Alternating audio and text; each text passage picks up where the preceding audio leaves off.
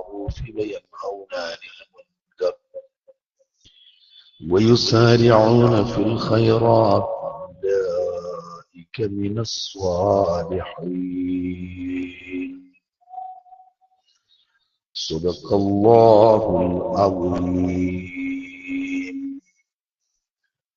الصلاة والسلام عليك يا سيدي يا رسول الله.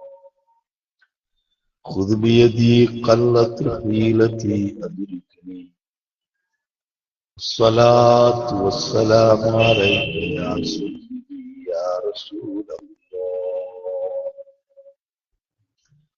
خذ بيدي قلت حيلتي أدركني. الصلاة والسلام عليك يا سيدي يا رسول الله. خذ بيدي قلت حيلتي أدركني.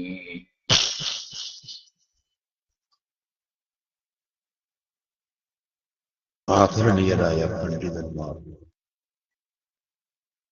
കാരണവന്മാർ, കർമ്മോത്സുകരായ പ്രവർത്തകന്മാർ, മാന്യ സഹോദര സഹോദരികളെ, അല്ലാഹു സുബ്ഹാനഹു വ തആല നാം ഒരുമിച്ച് കൂടിയതും പറയുന്നതും കേൾക്കുന്നതും ആഖിറത്തിൽ ഉപകരിക്കുന്ന അമലായി നമ്മിൽ നിന്ന് ഖബൂൽ ചെയ്യുമാറാകട്ടെ. നമ്മിൽ നിന്ന് മരിച്ചുപോയ മാതാപിതാക്കൾ, ശൈഖ്മാർ, ഉസ്താദുമാർ, ബന്ധുമിത്രാദികൾ, പ്രസ്ഥാന ബന്ധുക്കൾ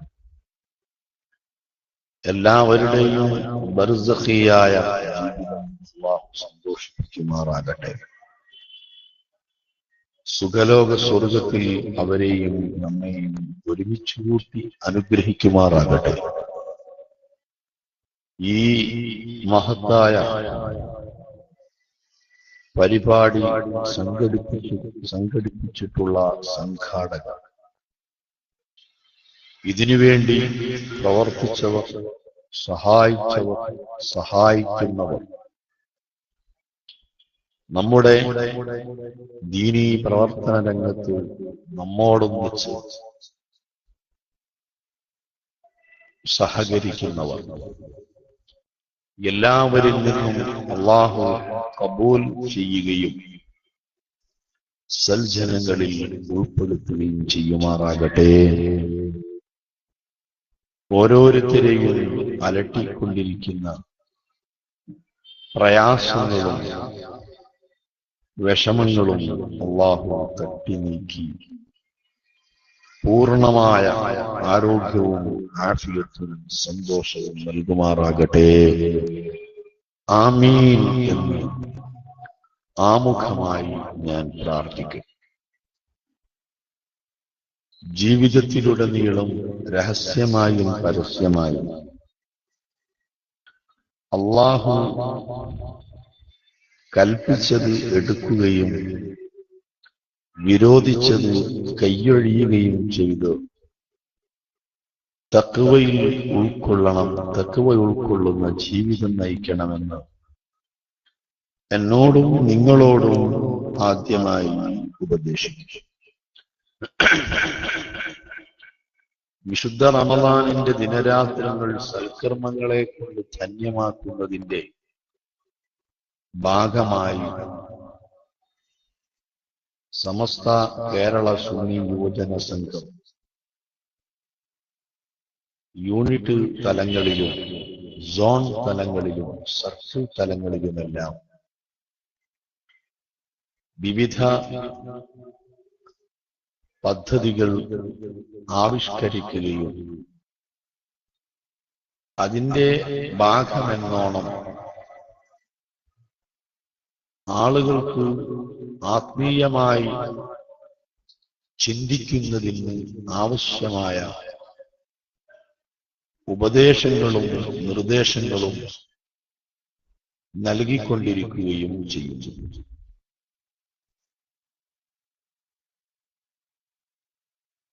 അതിൽ കാഞ്ഞങ്ങാട് ഈ ഭാഗത്ത് സോൺ തലത്തിൽ സംഘടിപ്പിക്കപ്പെട്ട പ്രഭാഷണ പരിപാടിയുടെ ഉദ്ഘാടനമാണ് ഇവിടെ നിർവഹിക്കപ്പെട്ടത്.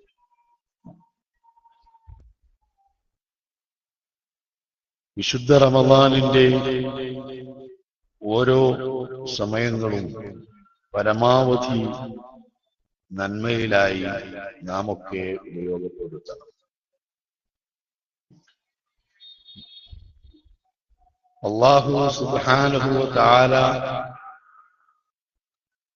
നമുക്ക് നൽകിയ വലിയ ഒരു റഹ്മത്താണ് ഇതുപോലെ അവസരങ്ങൾ നൽകി എന്നത്. മനുഷ്യൻ സാഹചര്യത്തിന്റെ അടിമയാണ്. അല്ലാഹു സുബ്ഹാനഹു വ തആല പ്രത്യേകം കാവൽ നൽകിയിട്ടുള്ള അമ്പിയാക്കൾ, പരിഗണന നൽകിയിട്ടുള്ള ഔലിയാക്കൾ, അവരെ മാറ്റി നിർത്തിയാൽ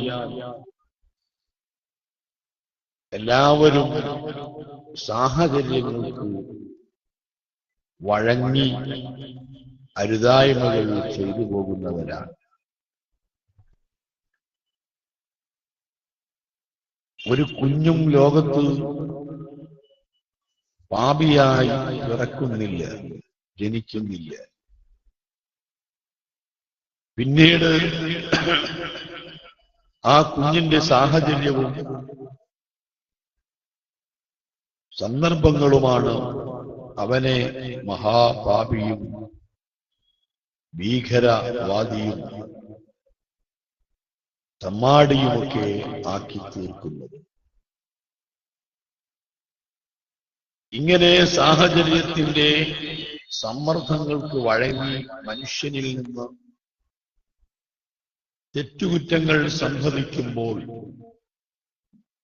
അത് കഴുകിക്കളയുന്നതിനും പൊറുപ്പിക്കുന്നതിനും കുറെ അവസരങ്ങൾ നൽകി എന്നതാണ് അല്ലാഹു ചെയ്തിട്ടുള്ള വലിയ അനുഗ്രഹം.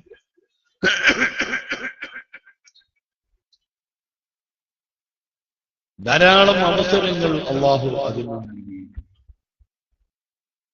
ദിനേനെ നൽകുന്നുണ്ട്, ആഴ്ചകളിൽ നൽകുന്നുണ്ട്, വർഷങ്ങളിൽ നൽകുന്നുണ്ട്. കുറ്റമറ്റ രൂപത്തിൽ മനുഷ്യൻ വുളൂ ചെയ്യുമ്പോൾ അവനിൽ നിന്ന് ഒട്ടുമിക്ക ദോഷങ്ങൾ കഴുകി പോകും. അതിനാണ് 5 നേരം നിസ്കരിക്കുന്നതിന് വേണ്ടി വുളൂ ചെയ്യുന്നതും. ഇന്നമൽ അഅ്മാലു ബിന്നിയ്യാത്ത്, അമലുകളൊക്കെ സഹീഹാകുന്നതും സ്വീകരിക്കപ്പെടുന്നതും പരിഗണിക്കപ്പെടുന്നതും ഓരോരുത്തരും ചെയ്യുന്ന നിയ്യത്തുകളെ അടിസ്ഥാനപ്പെടുത്തിയിട്ടാണ്. വുളൂ ചെയ്യുന്ന സന്ദർഭത്തിൽ വുളൂ സഹീഹാവണം എന്ന് വരുന്നതിനേക്കാൾ കൂടുതൽ ഈ വുളൂ കൊണ്ട് എന്റെ പാപങ്ങളെല്ലാം കഴുകിക്കളയണം എന്ന ചിന്ത നമ്മുടെ ഹൃദയത്തിലുണ്ടാകും. ബിസ്മി ചൊല്ലി വുളൂ എടുക്കുന്നതും ചൊല്ലാതെ വുളൂ എടുക്കുന്നതും വലിയ വ്യത്യാസം. ശാഫിഈ മദ്ഹബിലെ പ്രബലമായ അഭിപ്രായമനുസരിച്ച് ബിസ്മി ചൊല്ലിയില്ലെങ്കിലും വുളൂ സഹീഹാകും. പക്ഷേ ബിസ്മി ചൊല്ലുക എന്നത് വലിയ ഒരു സുന്നത്താണ്. നമ്മളൊക്കെ അങ്ങനെ ബിസ്മി ചൊല്ലിയാണ് വുളൂ എടുക്കാറുള്ളത്. പക്ഷേ ബിസ്മി ചൊല്ലി വുളൂ എടുക്കുന്നത് കൊണ്ടുള്ള നേട്ടം എന്താണ്? ബിസ്മി ചൊല്ലാതെയാണ് ഒരാൾ വുളൂ എടുക്കുന്നതെങ്കിൽ ആ വുളൂഇന്റെ വെള്ളം എത്തിയ സ്ഥലങ്ങളിലുള്ള ബാഹ്യവും ആന്തരികവുമായ അഴുക്കുകൾ മാത്രമേ കഴുകിപ്പോവുകയുള്ളൂ. ബിസ്മില്ലാഹിർ റഹ്മാനിർ റഹീം എന്ന് ചൊല്ലി വുളു എടുക്കുമ്പോൾ നമ്മുടെ ശരീരത്തിലെ എല്ലാ ഭാഗത്തുമുള്ള അഴുക്കുകളും അതുകൊണ്ട് വൃത്തിയാകും. എന്ന് പറഞ്ഞാൽ മനുഷ്യരിൽ സംഭവിക്കുന്ന ചെറിയ ചെറിയ ചാപല്യങ്ങൾ. ഒന്ന്, റോഡിലേക്ക് പോകുമ്പോൾ ആവശ്യമില്ലാതെ എന്തോ ഒന്ന് നോക്കിപ്പോയി, അല്ലെങ്കിൽ തനിക്കാവശ്യമില്ലാത്ത ഒരു വിഷയത്തിൽ അവൻ വെറുതെ ഇടപെട്ട് സംസാരിച്ചു. അവനും ആ വിഷയവുമായിട്ട് യാതൊരു ബന്ധവുമില്ല, വെറുതെ അവൻ അത് കേട്ടു നിന്നുപോയി. തുടങ്ങിയ ഒരുപാട് ചാബല്യങ്ങൾ അതുകൊണ്ടങ്ങ് പരിഹരിക്കപ്പെട്ടു പോകും. അതുകൊണ്ട് തന്നെയാണ് മുത്തുനബി സ്വല്ലല്ലാഹു അലൈഹി വസല്ലമ സലാസുൻ കഫാറാത്ത്, 3 കാര്യങ്ങൾ മനുഷ്യന്റെ ഇതുപോലുള്ള പാപങ്ങളെയൊക്കെ പൊറുപ്പിച്ചു കളയുന്നതാണ് എന്നു പറഞ്ഞതിൽ ഒന്ന് ഇസ്ബാഗുൽ വുദൂഇ അലൽ മകാരിഹി. വളരെ പ്രതിസന്ധിയുള്ള സന്ദർഭത്തിൽ പോലും കുറ്റമറ്റ രൂപത്തിൽ പൂർണ്ണമായ രൂപത്തിൽ നിനക്ക് വുദൂ എടുക്കലാണ്. അത് വലിയ ഒരു കാര്യമാണ്. ഉമ്മു സുലൈം ബീവി റളിയല്ലാഹു അൻഹാ നബി സല്ലല്ലാഹു അലൈഹി വസല്ലമ തങ്ങളോടൊപ്പം മദീനയിലേക്ക് ഹിജ്റ വന്നു. നബി സല്ലല്ലാഹു അലൈഹി വസല്ലമ തങ്ങൾ മദീനയിലെത്തി കുറഞ്ഞ ദിവസങ്ങളെ ആയിട്ടുള്ളൂ, 2-3 ദിവസം. ചെന്നുകൊണ്ട് പറഞ്ഞു, ഇന്ന റിജാലൻ അൻസ്വാരി വനിസാഅഹും യഹ്ദൂന ഇലൈക. ഈ അൻസ്വാരികളായ സ്ത്രീകളും പുരുഷന്മാരും ഒക്കെ തങ്ങൾക്ക് പല സാധനങ്ങളും ഹദിയയായിട്ട് നൽകുന്നു. തഹാദൗ തഹാബൗ, നിങ്ങൾ ഹദിയ നൽകുക, പരസ്പരം സ്നേഹം ഉണ്ടാകുന്നതാണ്. പക്ഷേ എനിക്കങ്ങനെ ഹദിയ തരാൻ ഒന്നുമില്ല.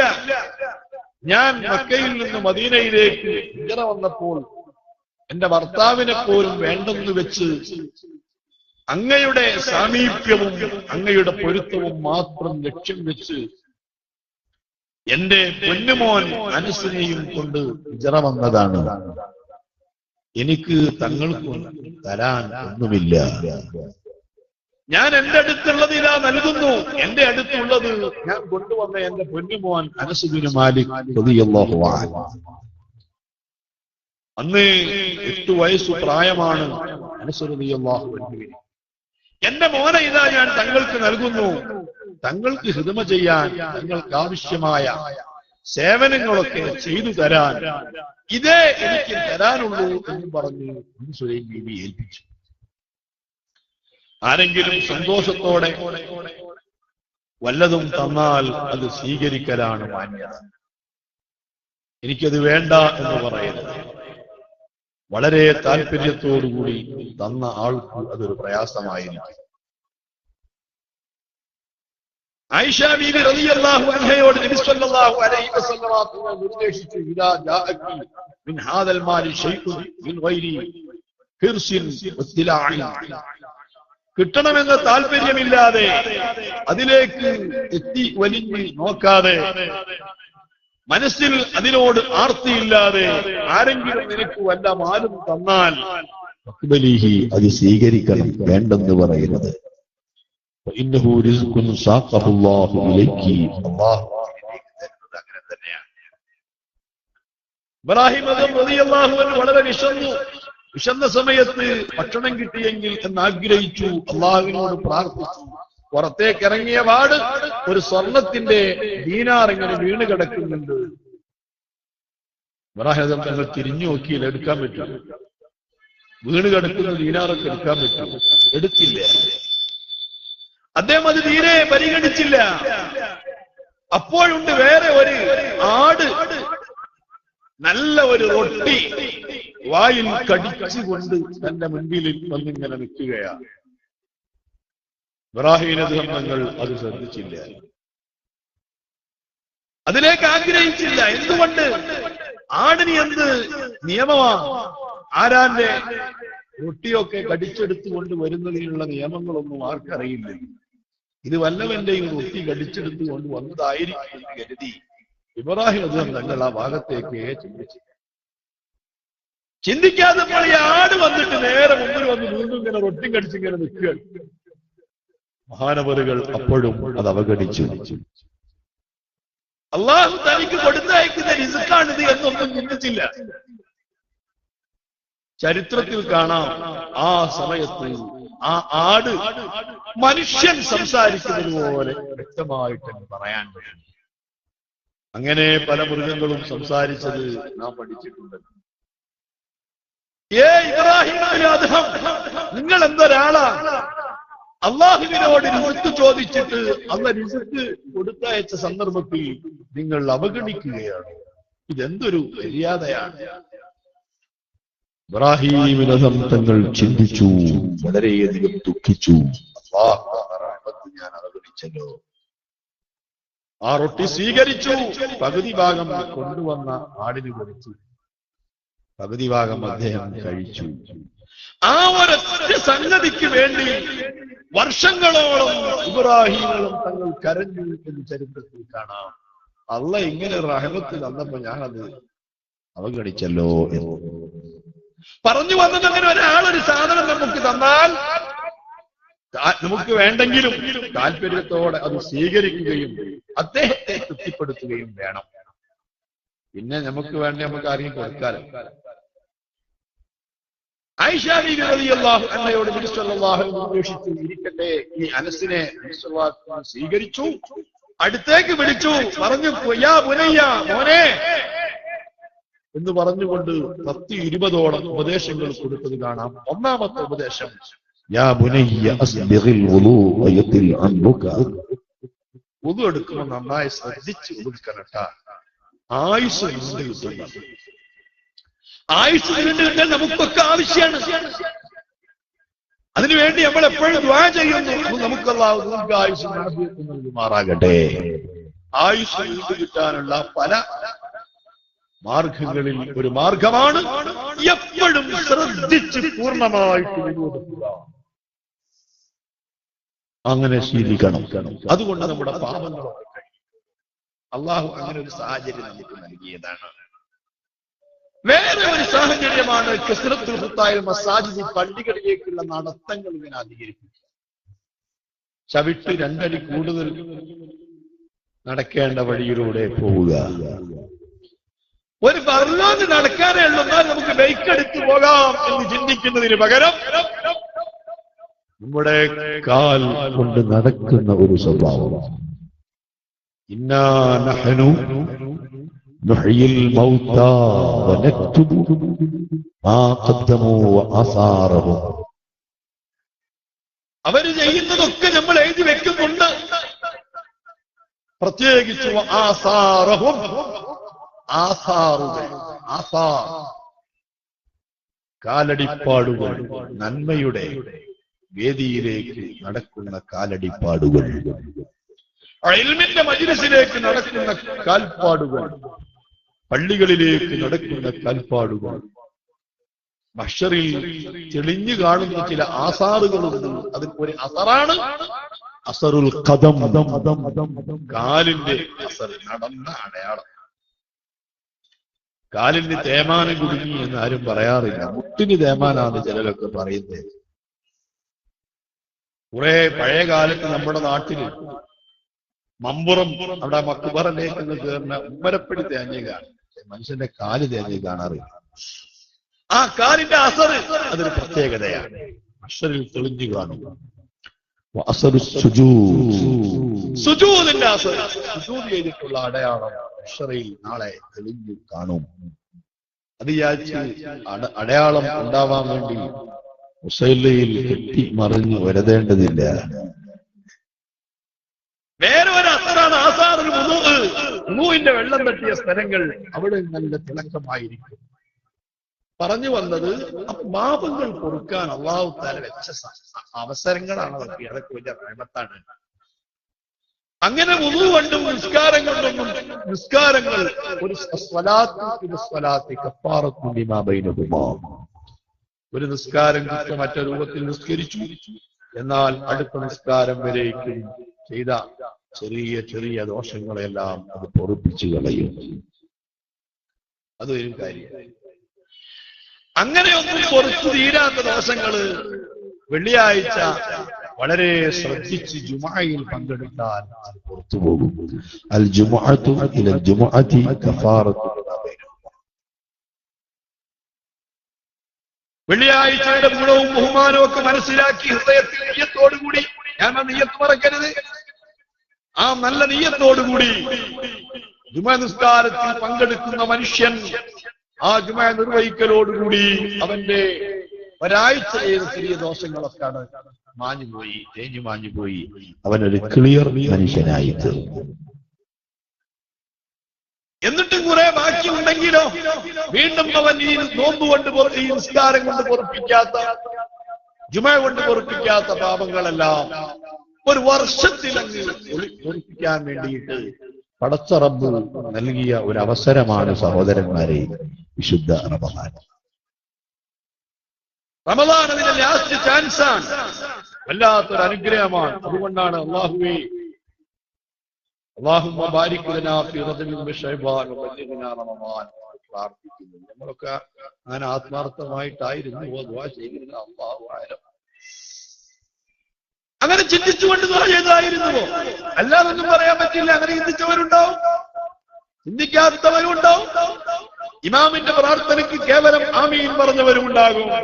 പക്ഷേ നമുക്ക് ഈ പ്രാർത്ഥന പഠിപ്പിച്ച നമ്മുടെ മുൻഗാമികൾ ആദരവായ മുത്ത് മുഹമ്മദ് മുസ്തഫ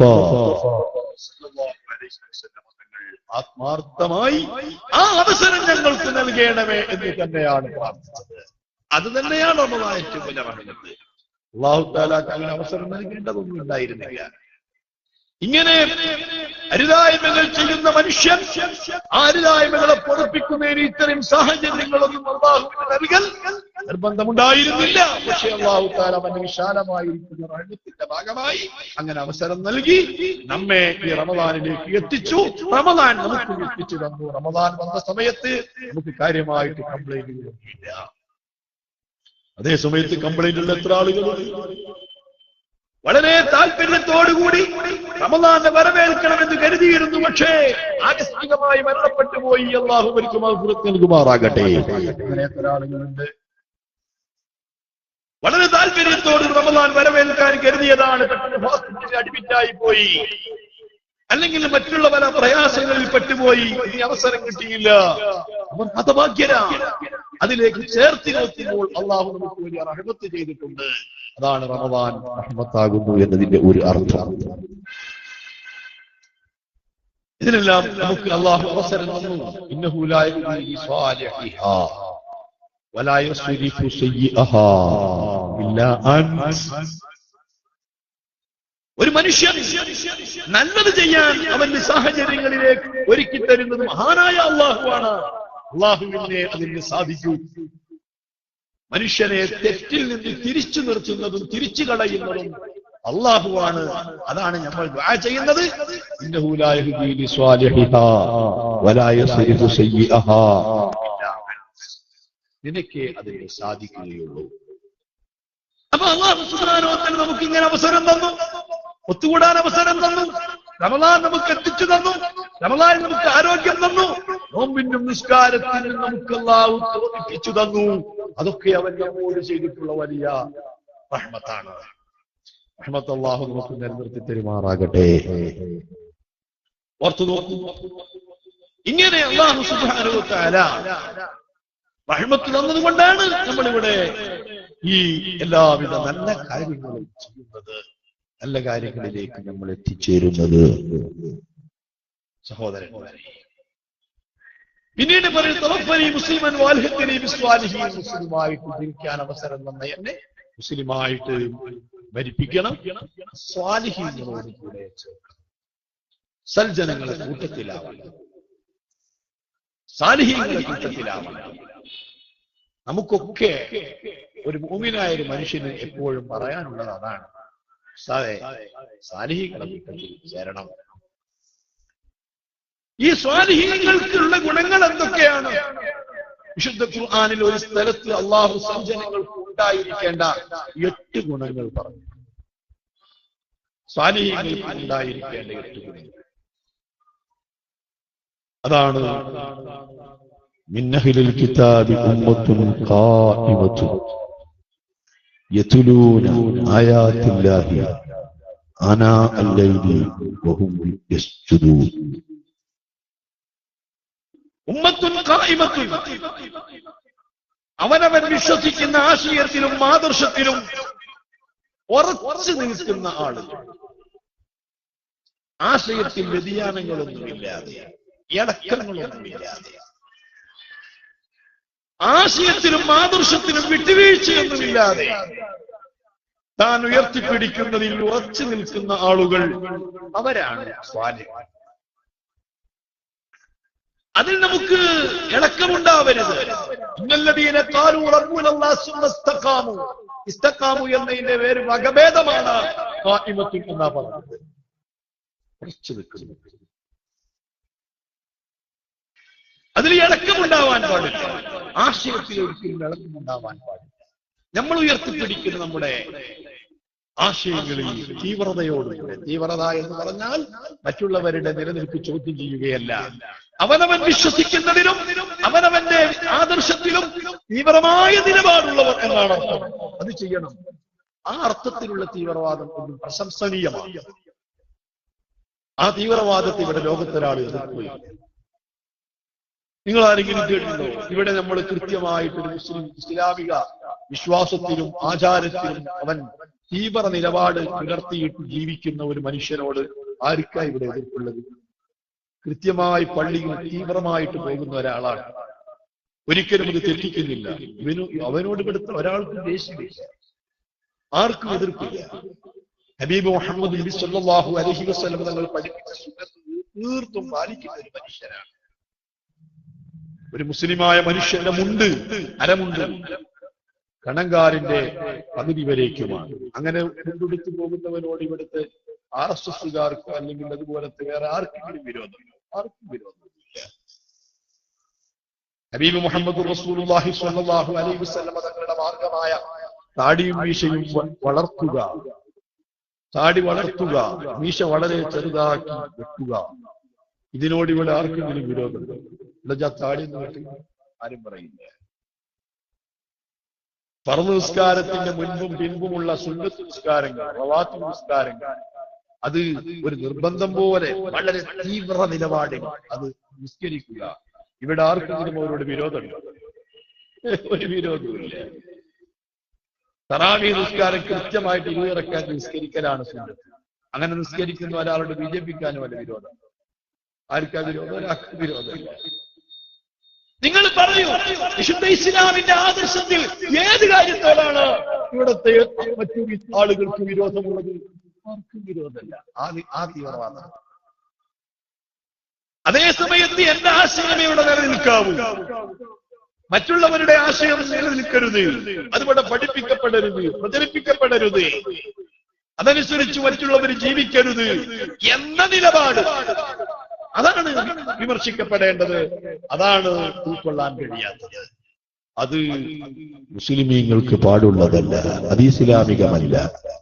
മദീനത്ത് പള്ളിയിൽ നജ്റാനിൽ നിന്ന് വന്ന ക്രിസ്ത്യാനികൾക്ക് അവരുടെ മതം നിർദ്ദേശിക്കുന്നതനുസരിച്ചുള്ള പ്രാർത്ഥന നിർവഹിക്കാൻ മദീന പള്ളി അനുവദിച്ചു കൊടുത്ത നേതാവിന്റെ അനുയായികളാണ് ഞാനും നിങ്ങളും. സൂറത്ത് ആൽ ഇമ്രാൻ ഇറങ്ങിയതിന്റെ പശ്ചാത്തലം തന്നെ അതാണ്. ആ സൂറത്ത് ഇറങ്ങിയതിന്റെ പശ്ചാത്തലം തന്നെ അങ്ങനെയാണ്. നജ്റാനിൽ നിന്ന് 70ഓളം ആളുകൾ ക്രിസ്ത്യാനികൾ മദീനത്ത് വന്നപ്പോൾ അവർക്ക് അവരെ മതത്തിന്റെ കാര്യങ്ങൾ എല്ലാം കേൾക്കാൻ പറ്റുന്നൊരു സമയം കണ്ടെത്തി. എന്നിട്ട് അവർക്ക് ഇസ്ലാമിനെ കുറിച്ച് മഹിതമായ സന്ദേശം പറഞ്ഞു കൊടുത്തു. ആ ദീർഘമായ ചർച്ച വേളയിൽ അവർക്ക് ചെയ്യാനുള്ള ആരാധനകൾക്ക് മദീന പള്ളി അല്ലാഹുവിന്റെ റസൂൽ അനുവദിച്ചു കൊടുത്തു. ഇതാണ് നമ്മുടെ പാരമ്പര്യം. അപ്പൊ അതിനൊന്നും നമുക്ക് ഞാൻ പറഞ്ഞ ആ തീവ്രവാദത്തിൽ ആർക്കും വിരോധമില്ല. അതുകൊണ്ട് അവനവൻ വിശ്വസിക്കുന്നതിലും ഉൾക്കൊള്ളുന്നതിലും വളരെ ഉറച്ചു നേരെ നിൽക്കുന്നവരാവണം, ചെരിഞ്ഞു പോകരുത്. അത് സ്വാലിഹീങ്ങളുടെ ഒരു അടയാളമാണ്. ഓർത്തു നോക്കൂ, മഹാനായ സഈദ് ഇബ്നുൽ മുസയ്യിബ് റളിയല്ലാഹു അൻഹു മദീനയിൽ അറിയപ്പെട്ട 7 പണ്ഡിതന്മാർ, അൽ ഫുഖഹാഉ സബ്അ, താബിഈങ്ങളുടെ കൂട്ടത്തിൽ അറിയപ്പെട്ട 7 ഫുഖഹാക്കളുണ്ട്. അതിലൊരാളാണ് സഈദ് ഇബ്നുൽ മുസയ്യിബ് റളിയല്ലാഹു അൻഹു. സഈദ് ഇബ്നുൽ മുസയ്യിബ് റളിയല്ലാഹു അൻഹു മദീനത്തെ പള്ളിയിൽ ദർസ് നടത്തിക്കൊണ്ടിരിക്കുന്ന സമയത്താണ് ഹജ്ജാജ് ഇബ്നു യൂസുഫിന്റെ ഭരണാധികാരം. എന്നാണ് ഹജ്ജാജാണ് നാട് ഭരിക്കുന്ന ഭരണാധികാരി. ഹജ്ജാജിന്റെ പോലീസുകാര് പട്ടാളക്കാര് വന്നുകൊണ്ട് 2-3 പേർ വന്നുകൊണ്ട് സഈദ് ഇബ്നു മുസയ്യിബ് റളിയല്ലാഹു അൻഹുവിനോട് പറയുന്നു, നിങ്ങൾ ഹജ്ജാജ് ഇബ്നു യൂസുഫിന് സപ്പോർട്ട് ചെയ്ത് ഒരു പ്രസ്താവന ഇറക്കണം. അദ്ദേഹം വളരെ നല്ലവനാണ്, അദ്ദേഹത്തിന് വോട്ട് ചെയ്യണം, അദ്ദേഹത്തോട് ആളുകളൊക്കെ സഹകരിക്കണം, അദ്ദേഹത്തെ അനുകൂലിച്ചുകൊണ്ടൊരു പ്രസ്താവന ഇറക്കണമെന്ന് സഈദ് ഇബ്നുൽ മുസയ്യിബ് തങ്ങളോട് പറഞ്ഞപ്പോ അത് പറ്റുകയില്ല. ചരിത്രത്തിൽ അക്രമിയായ ഭരണാധികാരിയായിരുന്നു ഹജ്ജാജ് ഇബ്നു യൂസുഫ്. ഹബീബായ മുത്ത് മുഹമ്മദ് മുസ്തഫ സല്ലല്ലാഹു അലൈഹി വസല്ലം തങ്ങളുടെ ഖബറു ശരീഫിന്റെ അടുത്ത് ചെന്നുകൊണ്ട് സലാം പറഞ്ഞു പ്രാർത്ഥിക്കുന്നതിനെ വിമർശിച്ചിരുന്ന ആളാണ് ഹജ്ജാജ് ഇബ്നു യൂസുഫ്. അല്ല, ഹബീബ് മുത്ത് മുഹമ്മദ് റസൂലുള്ളാഹി അവിടുത്തെ ഭൗതിക ശരീരം ശീർണിച്ച് നുരുമ്പിപ്പോയി എന്ന് പറഞ്ഞ മനുഷ്യനാണ് ഹജ്ജാജ് ഇബ്നു യൂസുഫ്. ഈ ഒരൊറ്റ കാരണത്താൽ വഖദ് കഫറഹു അക്സറുൽ ഉലമാ. ആ കാലഘട്ടത്തിലെ ഒട്ടുമിക്ക പണ്ഡിതന്മാരും അതുകൊണ്ട് മാത്രം അവൻ കാഫിറായി പോയി എന്ന് പറഞ്ഞവരാണ്. താബീകളിൽപ്പെട്ട പണ്ഡിതന്മാരൊക്കെ അങ്ങനെ പറഞ്ഞവരാണ്. അല്ലാഹുവിന്റെ റസൂലിന്റെ ചെറുപ്പാക്കപ്പെട്ട പുണ്യമേനി ആ ശരീരം ദ്രവിച്ചുപോയി, ജീർണിച്ചുപോയി എന്ന് പറയുന്നവൻ അവൻ കാഫിറാണ് എന്ന് ആ കാലഘട്ടത്തിലെ പണ്ഡിതന്മാര് ഫത്വ കൊടുത്തതാണ്. ഞാൻ ഓർക്കുകയാണ്. ഇതുകൊണ്ടല്ലേ ആശയത്തിൽ നമ്മോട് യോജിക്കാത്ത പലരുമായിട്ട് നമുക്ക് സഹകരണത്തിന് പറ്റാത്തത്. ബഹുമാനപ്പെട്ട മുത്ത് മുഹമ്മദ് റസൂലുള്ളാഹി സ്വല്ലല്ലാഹു അലൈഹി വസല്ലമ തങ്ങളുടെ ചെറുപ്പാക്കപ്പെട്ട പൂമേനി മറവ് ചെയ്തത് അത് നിർമ്മിച്ച് അതിന്റെ ദുർഗന്ധം പുറത്തേക്ക് വരാതിരിക്കാനാണ് എന്ന് ജമാഅത്തെ ഇസ്ലാമി പറഞ്ഞതാണ്, എഴുതിയതാണ്. ഇന്ന് വരെ ഞങ്ങൾക്കത് അബദ്ധം പറ്റിയതാണ്, അത് തെറ്റിപ്പോയതാണ്. ഞങ്ങൾ അതിൽ ക്ഷമാപണം നടത്തുന്നു എന്ന് ഒരു ജമാഅത്തുകാരനും പറഞ്ഞിട്ടില്ല. കാരണം അത് ഒരാശയമാണ്. അവനോട് സന്ധിയാവാൻ നമുക്ക് പറ്റുമോ? അവനെ കാണുമ്പോൾ ചിരിക്കാൻ നമുക്ക് പറ്റുമോ? അവനതാ പുഞ്ചിരിച്ചുകൊണ്ട് സ്വാന്തനത്തിന്റെ വാക്കുകളുമായിട്ട് നമ്മിലേക്ക് വരുമ്പോൾ അവനെ സ്വീകരിക്കാൻ ഒരു മുസ്ലിമിന് പറ്റുമോ? മുസ്ലിമിന് പറ്റുകയില്ല. അവര് പറയേണ്ടതായിരുന്നു, അതാ ഞങ്ങൾക്ക് തെറ്റുപറ്റിയതാണ്, അതുമായി ഞങ്ങൾക്ക് ബന്ധമില്ലാത്തതാണ്, ഞങ്ങൾ ആശയം അങ്ങനെയല്ല എന്ന് ഇന്ന് വരെ ഒരു പുഞ്ചിരിയുമായി വരുന്ന ജമാഅത്തുകാരൻ പറഞ്ഞിട്ടില്ല. ഇന്ന് വരെ പ്രസ്താവന ഇറക്കിയിട്ടില്ല. അതുകൊണ്ട് ആ അല്ലാഹുവിന്റെ റസൂലിന്റെ ചെറുപ്പാക്കപ്പെട്ട പൂമേനി നശിച്ചു എന്ന് പറയുന്നു, അത് കുഫ്രിയത്തിലേക്ക് ചേർക്കുന്ന കാര്യമാണ്. അങ്ങനത്തെ ഹജ്ജാദിനെ സപ്പോർട്ട് ചെയ്ത് പറയാൻ എനിക്ക് കഴിയില്ല. തീർന്നില്ല. മഹാനായ അബ്ദുല്ലാഹി ഇബ്നു സുബൈർ റളിയല്ലാഹു അൻഹു സഹോദര സഹോദരിമാര് മനസ്സിലാക്കണം, ചരിത്രത്തിൽ അറിയപ്പെട്ട 4 അബ്ദുള്ളകളുണ്ട്. സ്വഹാബാക്കളെ കൂട്ടി അറിയപ്പെട്ട 4 അബ്ദുള്ളകളുണ്ട്. അൽ അബാദിലത്തുൽ അർബഅ, അബ്ദുല്ലാഹി ഇബ്നു ഉമർ റളിയല്ലാഹു അൻഹു, അബ്ദുല്ലാഹി ഇബ്നു അബ്ബാസ് റളിയല്ലാഹു അൻഹു, അബ്ദുല്ലാഹി ഇബ്നു മസ്ഊദ് റളിയല്ലാഹു അൻഹു, അബ്ദുല്ലാഹി ഇബ്നു സുബൈർ റളിയല്ലാഹു അൻഹു. അസ്മാ ബീവിന്റെ പൊന്നുമോനാണ്. അല്ലാഹുവിന്റെ റസൂൽ മക്ക വിട്ട് മദീനയിലേക്ക് ഹിജ്റ പോയപ്പോൾ മക്കക്കാർക്കൊരു വാശിയുണ്ടായിരുന്നു. ഇവരൊന്നും മദീനയിലെത്തിയാ പിന്നെ പ്രസവിക്കൂല. മുഹാജിറാത്തുകളെ കൂട്ടത്തിൽ നിന്ന് മദീനയിലേക്ക് ഹിജ്റ വന്ന പെണ്ണുങ്ങളിൽ നിന്ന് ആദ്യമായിട്ട് പ്രസവിച്ച മഹദിയാണ് അസ്മാ ബീവി. തികഞ്ഞ പൂർണ്ണ ഗർഭിണിയായിട്ടാ ഹിജ്റ വന്നത്. മദീനയിൽ വെച്ച് മുഹാജിറാത്തിൽ നിന്ന് പ്രസവിക്കപ്പെട്ട ആദ്യത്തെ കുഞ്ഞാണ് ഈ അബ്ദുല്ലാഹി ഇബ്നു സുബൈർ. അല്ലാഹുവിന്റെ റസൂലിന്റെ അടുത്ത് മടിയിൽ കൊണ്ടുപോയി വെച്ചിട്ട് മുത്തുനബി മധുരം കൊടുത്ത് ഹബീബിന്റെ മടിയിൽ മൂത്രമൊഴിച്ച് ഒരുപാട് മസ്അലകൾ കണ്ടുപിടിക്കുന്നതിന് നിമിത്തമായി തീർന്ന സംഭവത്തിന്റെ അതിന്റെ കാരണക്കാരനാണ് ഈ അബ്ദുല്ലാഹി ഇബ്നു സുബൈർ. ആയിഷ ബീവി റളിയല്ലാഹു അൻഹയുടെ ജേഷ്ഠത്തിയല്ലേ അസ്മാ ബീവി സിദ്ദീഖുൽ അക്ബറിന്റെ പൊന്നുമോളല്ലേ. ഹബീബ് മദീന വിട്ട് മദീനയിലേക്ക് ഹിജ്റ പോകുമ്പോ 6 സൗറിൽ 2-3 ദിവസം കഴിച്ചു കൂട്ടിയപ്പോൾ മക്കാക്കാര വിവരങ്ങൾ എത്തിച്ച് ബഹുമാനപ്പെട്ട മുത്തുനബിക്ക് ഭക്ഷണം കൊണ്ടുപോയി കൊടുത്തിരുന്ന മഹദി ഏതാ? ഈ അസ്മാ ബീവിയാണ്. നമ്മുടെ മക്കത്ത് ചെന്നാൽ വാറ് സൗറ് കാണാൻ പോകലില്ലേ? ആ വാറ് സൗറിലേക്ക് മുത്തുനബിക്ക് ഭക്ഷണം എത്തിച്ചു കൊടുത്ത ആളുകളൊക്കെ ഒതുങ്ങിക്കഴിഞ്ഞാൽ വൈകുന്നേര സമയത്ത് ഭക്ഷണം എത്തിച്ചു കൊടുത്തിരുന്ന മഹദിയാണ് ഈ അസ്മാ ബീവി. ഇനിയും നിങ്ങൾ അസ്മാ ബീവിയെ പഠിക്കണം. അല്ലാഹുവിന്റെ റസൂലിന്റെ പ്രിയപ്പെട്ട അതേ അമ്മായി പിതൃ സഹോദരി. ആ പിതൃ സഹോദരന്റെ മകനാണ് സുബൈർ ഇബ്നുൽ അവ്വാം. സ്വർഗം കൊണ്ട് സന്തോഷ വാർത്ത അറിയിക്കപ്പെട്ട 10 ഒരാളാണ്. ആ സുബൈർ തങ്ങളുടെ ഭാര്യയാണ് ഈ അസ്മാ ബീവി. തീർന്നില്ല, ഈ അബ്ദുല്ലാഹി ഇബ്നു സുബൈർ റളിയല്ലാഹു അൻഹു തങ്ങള് ആയിഷ ബീവി റളിയല്ലാഹു അൻഹയുടെ ജ്യേഷ്ഠത്തിയുടെ മകനല്ലേ.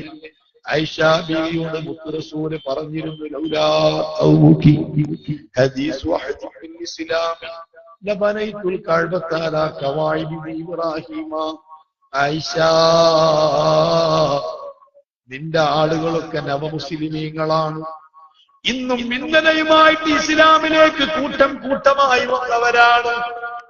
അല്ലായിരുന്നുവെങ്കിൽ എന്റെ പ്രതീക്ഷക്കൊത്ത് ആഗ്രഹത്തിനൊത്തുകൊണ്ട് ഞാൻ ഈ വിശുദ്ധ കഅബാലയം പുതുക്കി പണിയുമായിരുന്നു. അല്ലാഹുവിന്റെ റസൂലിന് 36 വയസ്സ് പ്രായമുള്ളപ്പോ നബുവത്ത് പ്രവാചകത്വത്തിന്റെ പ്രഖ്യാപനത്തിന്റെ മുൻപ് 36 വയസ്സാണ്.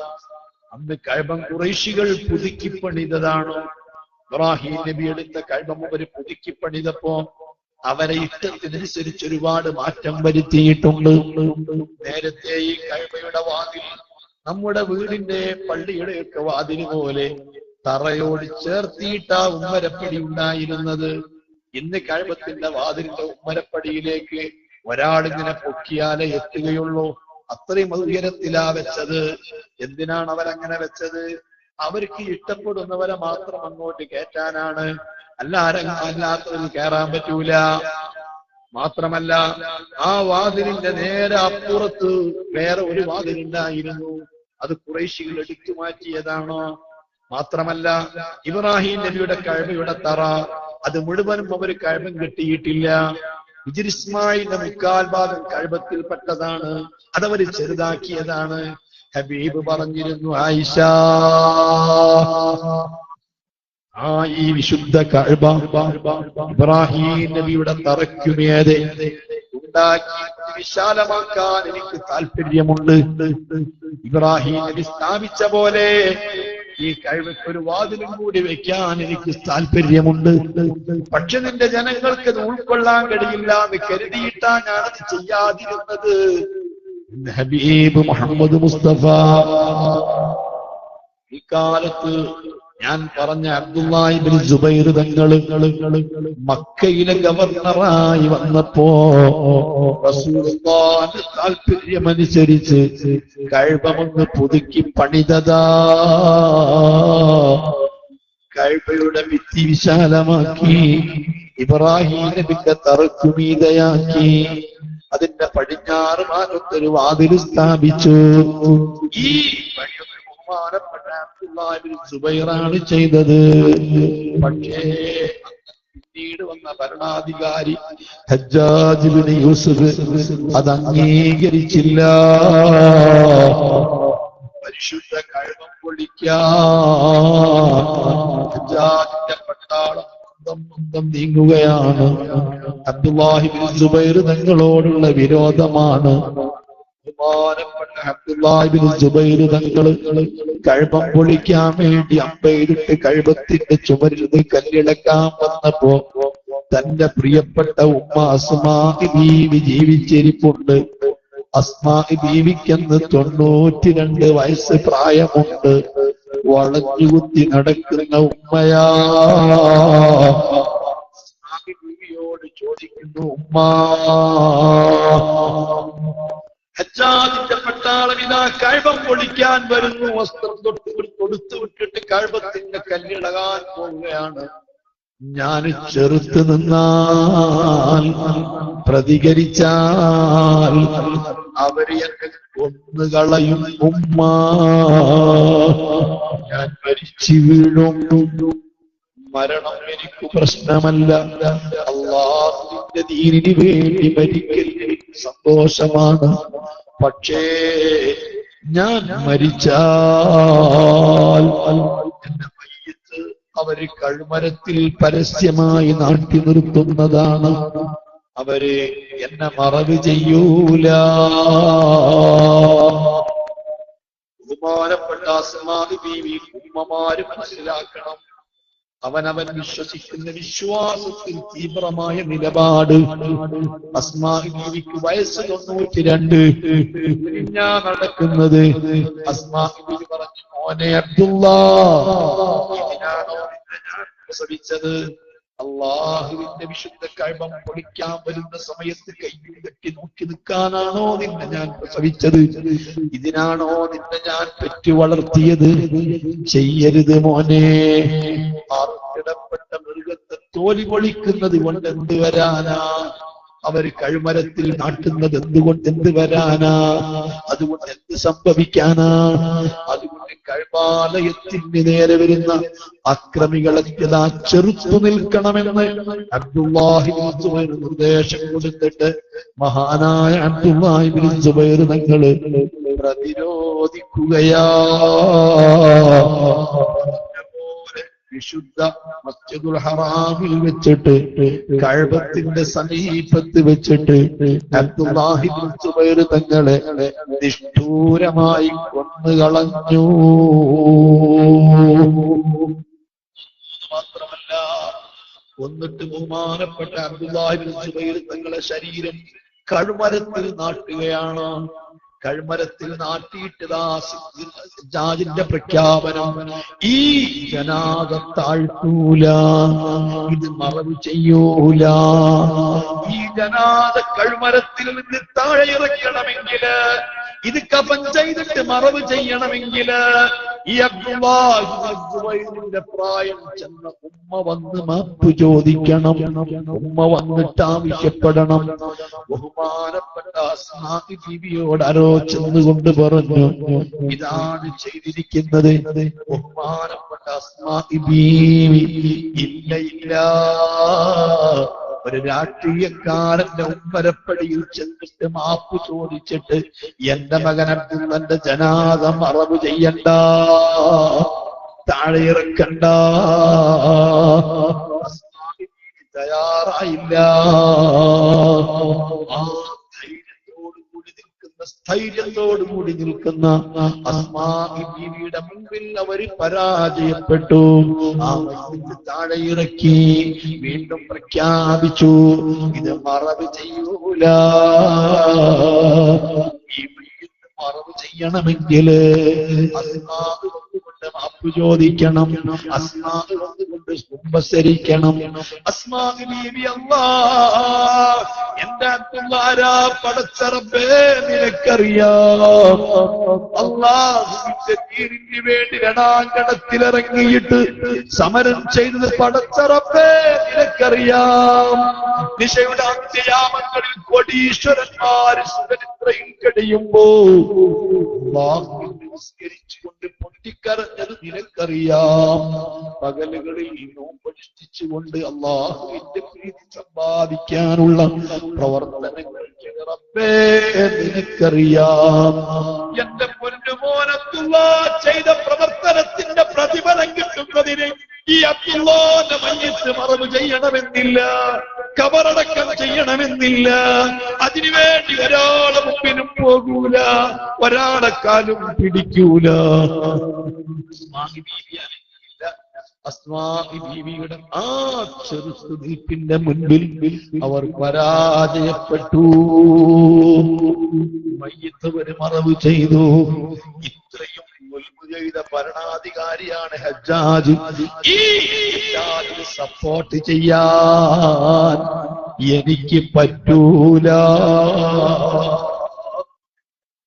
ആനായ സഈദ് ഇബ്നു മുസയ്യിബ് റളിയല്ലാഹു അൻഹു പ്രഖ്യാപിച്ചു. ആ പോലീസുകാർ തിരിച്ചുപോയി. പിന്നീട് നൂറുകണക്കിന് പോലീസുകാരും പട്ടാളവും വന്നു പള്ളിയിലേക്ക്. മസ്ജിദുൻ നബവി അതിന്റെ സർവ കവാടങ്ങളും കൊട്ടിയടച്ചു. ആളുകളെയൊക്കെ പുറത്താക്കി. ദിവസങ്ങളോളം പള്ളിയിൽ നിസ്കാരം നടന്നില്ല, വാങ്കുവിളി നടന്നില്ല. മുസയ്യബ് തങ്ങളെ പള്ളിയിൽ തടവിലാക്കി. ഭക്ഷണമില്ല, പാനീയമില്ല, പുറത്തിറങ്ങാൻ കഴിഞ്ഞില്ല. അല്ലാഹ് എനിക്ക് ഭക്ഷണം എവിടുന്ന് കിട്ടും, വെള്ളം എവിടുന്ന് കിട്ടും? ആ വക ബേജാറ് സഈദ് തങ്ങൾക്ക് തോന്നിയില്ല. സഈദ് തങ്ങൾക്ക് ഒരേ ഒരു ബേജാറാ തോന്നിയത്, അല്ലാഹ് നിസ്കാരത്തിന്റെ സമയമായെന്നറിയാൻ. ഇന്നത്തെ പോലെ ക്ലോക്കുകളില്ല, ഘടികാരങ്ങളില്ല, വാച്ചുകളില്ല. അതാ ഉദിച്ചുയരുന്ന സൂര്യന്റെ നിഴല് നോക്കിയിട്ടാണ് നിസ്കാരത്തിന്റെ സമയം തിട്ടപ്പെടുത്തുന്നത്. ഞാൻ എങ്ങനെ നിസ്കരിക്കുമെന്ന ചിന്തയാവുന്നത് സഈദ് ഇബ്നു മുസയ്യിബ് റളിയല്ലാഹു അൻഹുവിന്റെ ചരിത്രത്തിൽ കാണാം. ഓരോ നിസ്കാരത്തിന്റെ സമയമാകുമ്പോൾ അൽ ഖബ്റു ശരീഫ് മുത്തുനബിയുടെ റൗദയുടെ ഉള്ളിൽ നിന്ന് വാങ്ങി കേൾക്കുകയാ. തുടർച്ചയായി 3 ദിവസം ആ ഖബ്റു ശരീഫിൽ നിന്ന് വാങ്ങി കേട്ട് നിസ്കരിച്ച മഹാനാണ്. അതുമായി ബന്ധപ്പെട്ടുകൊണ്ട് പൊട്ടിപ്പുറപ്പെട്ട കലാപത്തിനാണ് ചരിത്രത്തിൽ ഹറാ കലാപം എന്നറിയപ്പെടുന്നത്. ആഴ്ചയോളം മസ്ജിദുൻ നബവി പൂട്ടിക്കിടന്നു.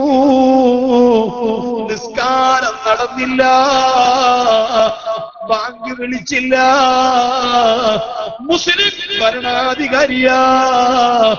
2-3 ദിവസം കഴിഞ്ഞപ്പോ ഹജ്ജാജിന്റെ പട്ടാളം വന്നിട്ട് ഈ സഈദ് ഇബ്നു മുസയ്യിബ് തങ്ങളെ അതാ തന്റെ ശരീരത്തെ മുടിയും താടിയും രോമങ്ങളും മുഴുവനും വടിച്ചിട്ട് ഒരു കഴുതപ്പുറത്ത് അങ്ങാടിയിലൂടെ നടത്തുകയാ.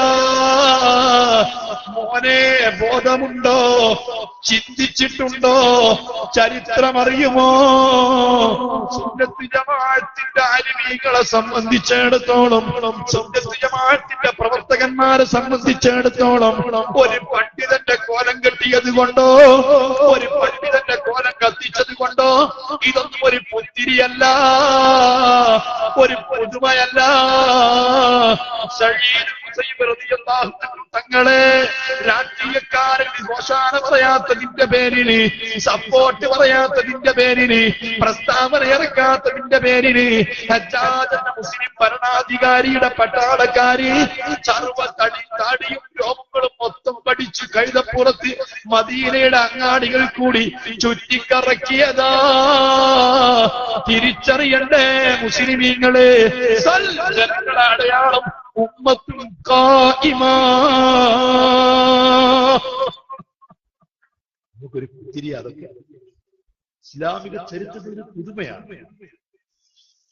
ഉമ്മത്തുൻ ഖായിമത്തുൻ, അവൻ ഉയർത്തിപ്പിടിക്കുന്ന ആശയത്തിലും ആദർശത്തിലും ഉറച്ചു നിൽക്കൽ സൽസ്നങ്ങളാണ്.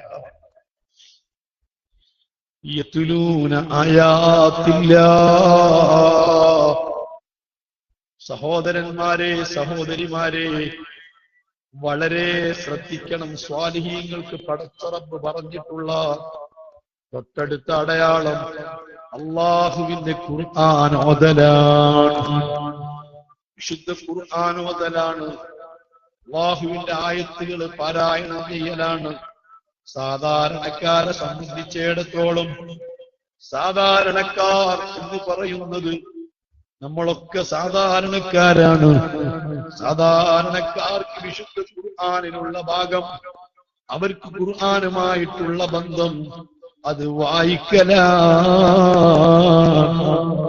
ഓതിയിട്ട് കൂലി വാങ്ങലാണ്. വിശുദ്ധ ഖുർആൻ, ആ ഖുർആൻ നോക്കിയിട്ട് നിയമങ്ങളോ അഹ്കാമുകളോ കണ്ടുപിടിക്കുക എന്നത് സാധാരണക്കാരന്റെ ഭാഗത്തിൽ പെട്ടതല്ല. ഓ സഹോദരാ, വിശുദ്ധ ഖുർആനിന്റെ പൂർവകാല പണ്ഡിതന്മാർ നൽകിയിട്ടുള്ളൊരു നിർവചനമുണ്ട്, ഡെഫിനിഷനുണ്ട്. അൽ ഖുർആനു അൽ-ലഫ്ദുൽ മുനസ്സലു അലാ മുഹമ്മദിൻ സ്വല്ലല്ലാഹു അലൈഹി വസല്ലമ المتحدى بأقصر سورة من سوره المتعبد بتلاوته. ഓതിയിട്ട് കൂലി വാങ്ങാനുള്ളതാണ്. സാധാരണക്കാർക്ക് ഖുർആനിനുള്ള ബന്ധം അതാണ്. അത് വായിച്ചിട്ട് കൂലി വാങ്ങുക. അതുകൊണ്ട് സജ്ജനങ്ങൾ വിശുദ്ധ ഖുർആൻ ഓതുന്നവരാണ്.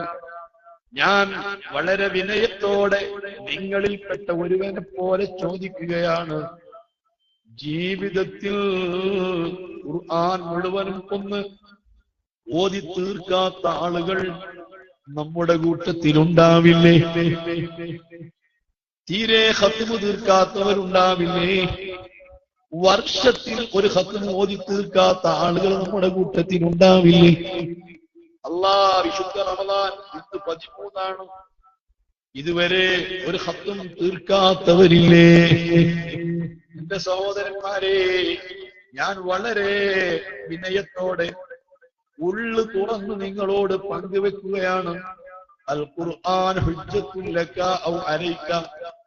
ഈ ഖുർആൻ ഒന്നുകിൽ നിനക്ക് അനുകൂലമായി സാക്ഷി പറയും, അല്ലെങ്കിൽ പ്രതികൂലമായി സാക്ഷി പറയും. ഇത് രണ്ടും ഇല്ലാതെ ഞാൻ ആ ഭാഗത്തേക്ക് നോക്കുന്നില്ല എന്ന് ഖുർആൻ പറയില്ല. ഞാൻ അങ്ങോട്ട് വരുന്നില്ല. നാളെ പടച്ച റബ്ബിന്റെ മുൻപിൽ ഒരു വിചാരണയുണ്ട് എന്ന് ഞാനും നിങ്ങളും കേട്ടിട്ടുണ്ട്. അലി റളിയല്ലാഹു അൻഹു തങ്ങൾ പറഞ്ഞില്ലേ? അലി റളിയല്ലാഹു അൻഹുവിന്റെ വിശ്വപ്രശസ്തമായ ഒരു ഖുതുബയുണ്ട്. ഇമാം ബുഖാരി തന്റെ സഹീഹുൽ ബുഖാരിയിൽ ആ ഖുതുബ രേഖപ്പെടുത്തിയിട്ടുണ്ട്. ഇർതഹലത്തിൽ ദുനിയാ മുദ്ബിറാ വഅഖ്ബലത്തിൽ ആഖിറത്തു മുഖ്ബിലാ. ദുനിയാവിതാ ഇങ്ങനെ പിന്മാറിപ്പോയിക്കൊണ്ടേയിരിക്കുകയാണ്, ആഖിറമിതാ വന്നുകൊണ്ടേയിരിക്കുകയാണ്. വലികുല്ലി വാഹിദിൻ മിൻഹുമാ ബനൂൻ. ദുനിയാവിൽ കുറെ ആളുകളുണ്ട്, ആഖിറത്തിനും കുറെ ആളുകളുണ്ട്. നിങ്ങളൊക്കെ ആഖിറത്തിന്റെ ആളുകളിലാണ് ഉൾപ്പെടേണ്ടത്. ശേഷം അലിയാര് പറയുന്നു, അൽ യൗമ അമലുൻ ബിലാ ഹിസാബ്. ഇന്ന് മക്കളെ ദുനിയാവിൽ അമലേ ഉള്ളൂ, ഹിസാബ് ഇല്ല. വഗദൻ, നാളെ മഹ്ശറയിലോ അവിടെ ഹിസാബേ ഉള്ളൂ, അമലില്ല. അങ്ങനെ ഒരു ഹിസാബിന്റെ സമയം വരുമ്പോ ഓരോ മനുഷ്യനും 7 സാക്ഷികളുണ്ട്. നന്മ ചെയ്തതിന് 7 സാക്ഷികളുണ്ട്, തിന്മ ചെയ്തതിനും 7 സാക്ഷികളുണ്ട്. നമ്മുടെ ദുനിയാവിലെ കോടതി പോലെ 1 or 2 സാക്ഷികളല്ല, കൂറുമാറുന്ന സാക്ഷികളില്ല, സ്വാധീനിക്കാൻ പറ്റുന്ന സാക്ഷികളില്ല. ഭീഷണിപ്പെടുത്താൻ പറ്റുന്ന സാക്ഷികളില്ല. ഓരോരുത്തർക്കും 7 സാക്ഷികളുണ്ട്. അതിലൊരു സാക്ഷി വിശുദ്ധ ഖുർആനാണ്, മറ്റൊരു സാക്ഷി റമളാൻ മാസമാണ്. ഇതുകൊണ്ടാണല്ലോ അല്ലാഹുമ്മ ജഅൽ അർശൽ ശരീഫ ഷാഹിദൻ ലനാ, റമളാനിനെ ഞങ്ങൾക്ക് അനുകൂലമായി സാക്ഷിയാക്കണം എന്ന് പ്രാർത്ഥിക്കുന്നത്. വെറുതെ പ്രാർത്ഥിക്കലല്ല. ഒന്നുകിൽ റമളാൻ അനുകൂലമായി സാക്ഷി നിൽക്കും, അല്ലെങ്കിൽ നിനക്ക് പ്രതികൂലമായി സാക്ഷി നിൽക്കും. അതുപോലെ വിശുദ്ധ ഖുർആൻ നിനക്ക് അനുകൂലമായിട്ടോ പ്രതികൂലമായിട്ടോ സാക്ഷി നിൽക്കാതിരിക്കുകയില്ല. ഒരു ദിവസം 100 ആയത്ത് ഖുർആൻ ഓതുന്ന മനുഷ്യനാണോ? 100 ആയത്ത് എല്ലാ ദിവസവും റമളാനല്ലാത്ത കാലത്തും 100 ആയത്ത് ഖുർആൻ ഓതുന്ന മനുഷ്യന് വിശുദ്ധ ഖുർആൻ അനുകൂലമായി സാക്ഷി നിൽക്കുന്നതാണ്. അനുകൂലമായിട്ട് സാക്ഷി നിൽക്കും. എനിക്കും നിനക്കും വിശുദ്ധ ഖുർആൻ അനുകൂലമായി സാക്ഷി നിൽക്കണമെന്ന് നിർബന്ധമുണ്ടോ പെങ്ങളെ? നിർബന്ധമുണ്ടോ ചെറുപ്പക്കാരാ? ഒരു 100 ആയത്തെങ്കിലും ഖുർആനിൽ നിന്ന് ദിനേന ഓതിയെങ്കിലേ ഈ ഖുർആനിനുള്ള ബാധ്യത നമുക്ക് തീരുകയുള്ളൂ, ഖുർആനിനോടുള്ള കടപ്പാട് നിർവഹിച്ചവരാകുകയുള്ളൂ. അതാണ് ബഹുമാനപ്പെട്ട ഖുർആൻ പറഞ്ഞ ആയാത്തില്ല, അല്ലാഹുവിന്റെ ആയത്തുകൾ ഓതുന്നതാണ്. പരമാവധി വിശുദ്ധ ഖുർആൻ ഓതി അതിന്റെ വാർഷികം ആഘോഷിക്കുന്ന മാസമാണ് റമളാൻ മാസം. ഈ റമളാനിൽ പോലും ഖുർആൻ ഓതാത്ത ആളുകളുണ്ട്, ഖുർആൻ എടുത്തു നോക്കാത്തവരുണ്ട്. അവരെ കുറിച്ച് എന്ത് പറയാനാ? ഞാൻ പറയാം അവസാനത്തില്. അവരെ കുറിച്ച് പറയാനുണ്ട്. അവരോടല്ല പറയാനുള്ളത്, അവരെ കുറിച്ച് നമ്മൾ മനസ്സിലാക്കാൻ ചിലതുണ്ട്. ഖുർആൻ ഓതുന്നവർ, നന്മയിൽ പങ്കെടുക്കുന്നവർ, ഇൽമിന്റെ സദസ്സിൽ പങ്കെടുക്കുന്നവർ, അവരെ കുറിച്ച് മനസ്സിലാക്കാനുണ്ട്. അതിന് ഞാനൊരു കാര്യം പറയാൻ പോകുന്നു. ഈ ഖുർആൻ സഹോദര നമ്മൾ ഓതണം, പരമാവധി ഓതണം. വിശുദ്ധ ഖുർആനിലെ ഒരക്ഷരം ഓതിയാൽ 10 പ്രതിഫലം എന്ന് പറഞ്ഞത് അതിന്റെ മിനിമം പ്രതിഫലമാണ്. അതേ സമയത്ത് ഉളുവെടുത്തിട്ട് നല്ലപോലെ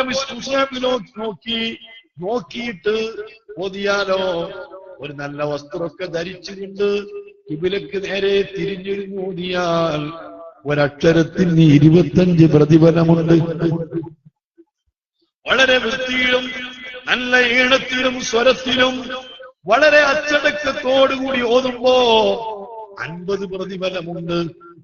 നിസ്കാരത്തിൽ ഓതുമ്പോ ഒരക്ഷരത്തിന് 100 പ്രതിഫലമുണ്ട്. ഞാൻ ചോദിക്കുന്ന ഒരു യാസീൻ ഓതുമ്പോ ആ യാസീൻ സൂറത്ത് നിസ്കാരത്തിൽ ഓതിയാലോ, ഞാൻ ചോദിക്കുന്ന ഒരു യാസീൻ ഓതാൻ എത്ര മിനിറ്റാ വേണ്ടത്? 10 മിനിറ്റ് വേണമോ ഒരു യാസീൻ ഓതാൻ? ആ യാസീൻ ഒരു 2 റക്അത്ത് നിസ്കാരത്തിൽ ഓതിയാലോ, ആ നിസ്കാരം സഹർ സമയത്തായാലോ,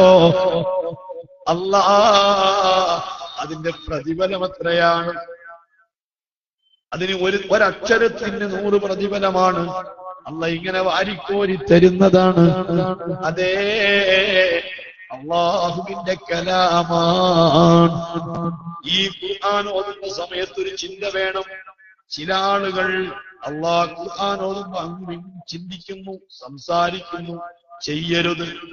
വളരെ അതപോടുകൂടെയാണ് ഖുർആൻ ഓതേണ്ടത്. ഖുർആൻ ഓതുമ്പോ ആര് തന്നെ വന്നാലും എഴുന്നേൽക്കേണ്ടതില്ല. ആരെങ്കിലും സലാം പറഞ്ഞാൽ മടക്കേണ്ടതില്ല. ഓതിക്കൊണ്ടിരിക്കുന്നവരോട് സലാം പറയൽ സുന്നത്തില്ല. ഖുർആൻ ഓതിക്കൊണ്ടിരിക്കുന്ന സമയത്ത് ഉപ്പ വന്നാൽ എഴുന്നേൽക്കൽ സുന്നത്തില്ല, എഴുന്നേൽക്കേണ്ടതില്ല. കാരണം അത് ഖുർആനാണ്, അത്ര ബഹുമാനമുള്ളതാണ്. ഇത് നമ്മുടെ കയ്യിലാണുള്ളതെങ്കിലും ഇതിന്റെ മറ്റേ അറ്റം പടച്ച റബ്ബിന്റെ അരികിലാ. ഞാൻ ഓർക്കുകയാണ്, നമ്മളിങ്ങനെ ഫോൺ ചെയ്യുകയാണ്. ആരാ ഫോൺ വിളിക്കുന്നത്? ബഹുമാനപ്പെട്ട കാന്തപുരം ഉസ്താദാണ്. ശരിയായ ബോധമുള്ളൊരു ശിഷ്യനാണോ? അപ്പുറത്ത് ഉസ്താദ് ഫോൺ എടുക്കുന്നെങ്കിൽ അറിയാതെ എഴുന്നേറ്റ് നിന്ന് പോകൂലേ? അപ്പുറത്ത് ഉസ്താദാണ് എന്ന് കണ്ടാൽ നമ്മൾ എഴുന്നേറ്റ് നിൽക്കൂലേ? ഞാൻ എഴുന്നേറ്റ് നിന്ന് പോകാറുണ്ട്. നമ്മുടെ സംസാരത്തിന് മാറ്റം വരൂലേ? കാരണം എന്താ? അപ്പുറത്ത് ഉസ്താദാണ്, അപ്പുറത്ത് ആദരിക്കപ്പെടേണ്ട വ്യക്തിത്വമാണ്. എന്നാൽ വിവരമില്ലാത്തവൻ വൈദ്യുതി പൊട്ടത്തരാണ്. ഒരിക്കൽ ഞാനിങ്ങനെ ഫോണിൽ വീട്ടിൽ നിന്നുപോയി, ഇയാൾ എന്ത് പൊട്ടത്തരായി ചെയ്യണം?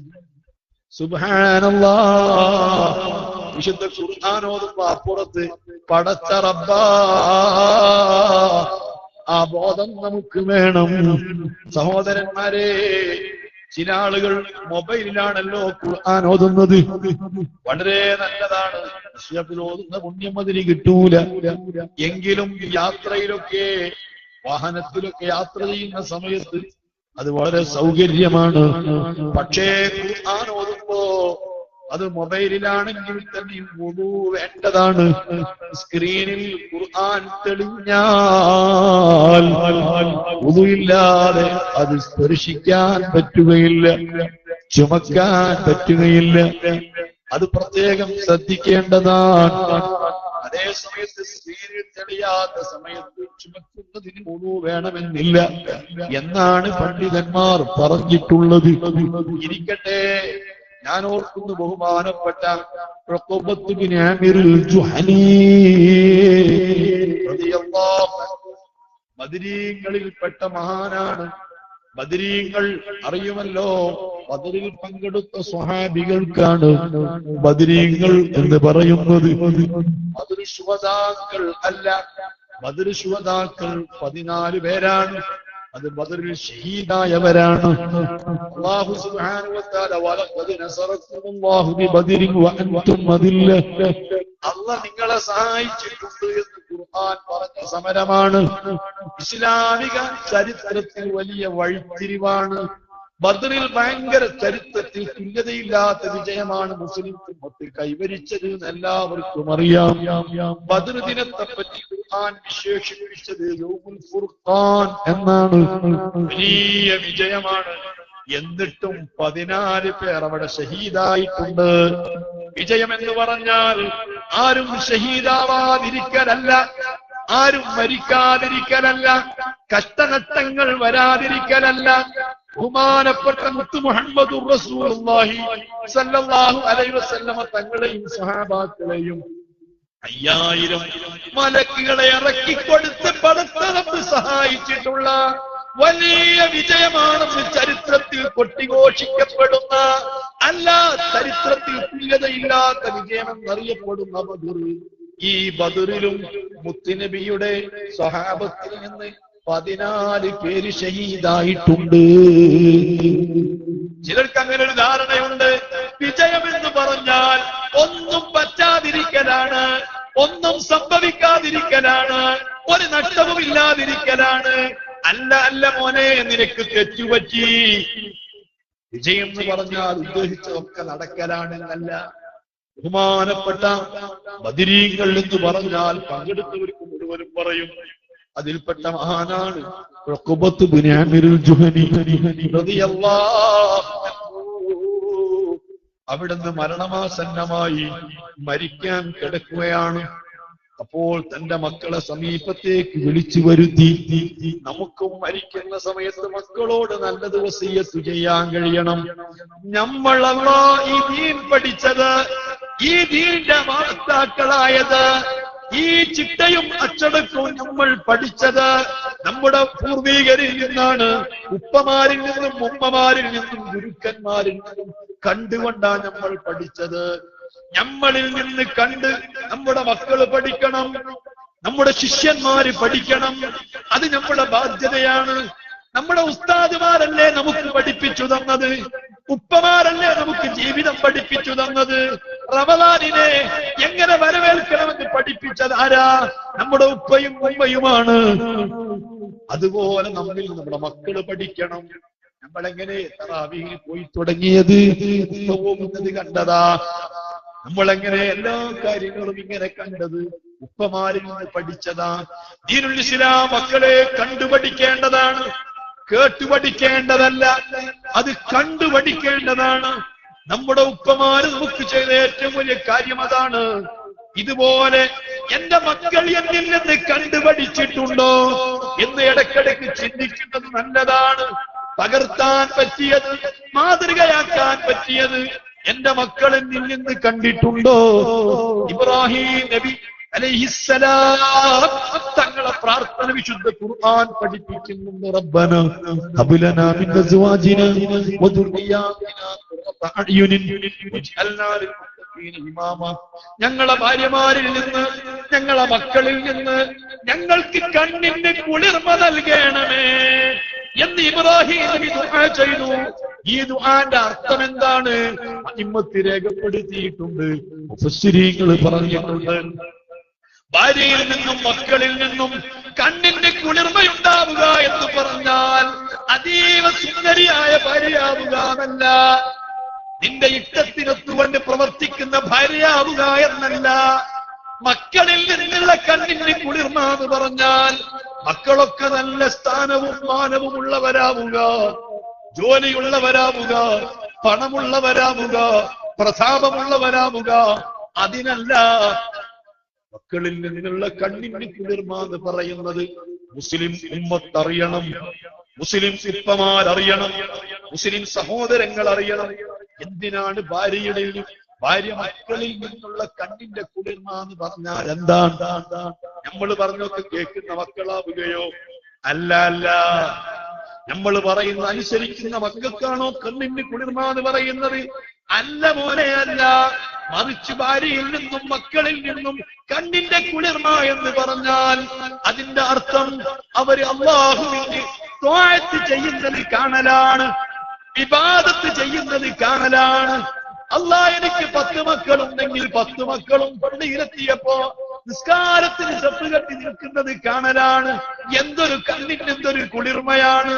അല്ലാഹ് വീട്ടിലേക്ക് കയറി ചെന്നപ്പോ തന്റെ പ്രിയപ്പെട്ട ഭാര്യ നിസ്കാര കുപ്പായപ്പടിയിൽ കൂടെ ഇരുന്നു കൊണ്ട് ഖുർആൻ ഓതിക്കൊണ്ടിരിക്കുന്നു, അല്ലെങ്കിലോ ദിക്ർ ചൊല്ലിക്കൊണ്ടിരിക്കുന്നു, അല്ലെങ്കിലോ എന്തെങ്കിലും നല്ല കാര്യങ്ങൾ ചെയ്തുകൊണ്ടിരിക്കുന്നു. ആ കാഴ്ചയുടെ പേരാണ് കണ്ണിന്റെ കുളിർമ. മക്കളൊക്കെ ദീനീരംഗത്ത് ഊർജ്ജസ്വലതയോടുകൂടി പ്രവർത്തിക്കുന്നവരായി കാണുന്നു. കണ്ണിന് കുളിർമയാണ്. ഈ നിലയ്ക്ക് എന്റെ ഭാര്യ മക്കളിൽ നിന്ന് കണ്ണിന് കുളിർമ നൽകണം.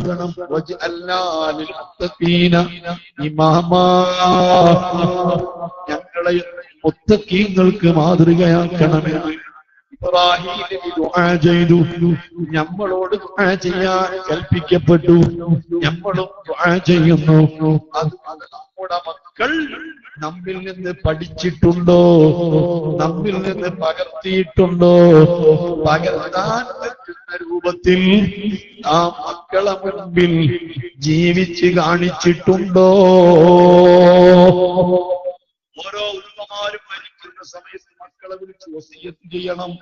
ഇബ്രാഹിം നബി ചെയ്ത വസിയ്യത്ത് ഖുർആൻ പറയുന്നുണ്ട്, യാക്കൂബ് നബി ചെയ്ത വസിയ്യത്ത് ഖുർആൻ പറയുന്നുണ്ട്. കേൾക്കണോ? ഉഖ്ബത്ത് ഇബ്നു ആമിർ ജുഹനി വിഷയം കൊണ്ടുപോകുന്നതുകൊണ്ട് ചുരുക്കുകയാണ്. മരിക്കാൻ കിടക്കുമ്പോൾ തന്റെ മക്കളെ വിളിച്ചൊരു വസിയ്യത്ത് ചെയ്തു. മക്കളെ, 3 കാര്യം എനിക്ക് നിങ്ങളോട് പറയാനുണ്ട്. ഓരോ ഉപ്പയും ചിന്തിക്കുക, ഉമ്മയും ചിന്തിക്കുക. ഉഖ്ബത്ത് ഇബ്നു ആമിർ തങ്ങൾ പറയുകയാണ്, ഞങ്ങൾ ബദറിലേക്ക് പോകുമ്പോ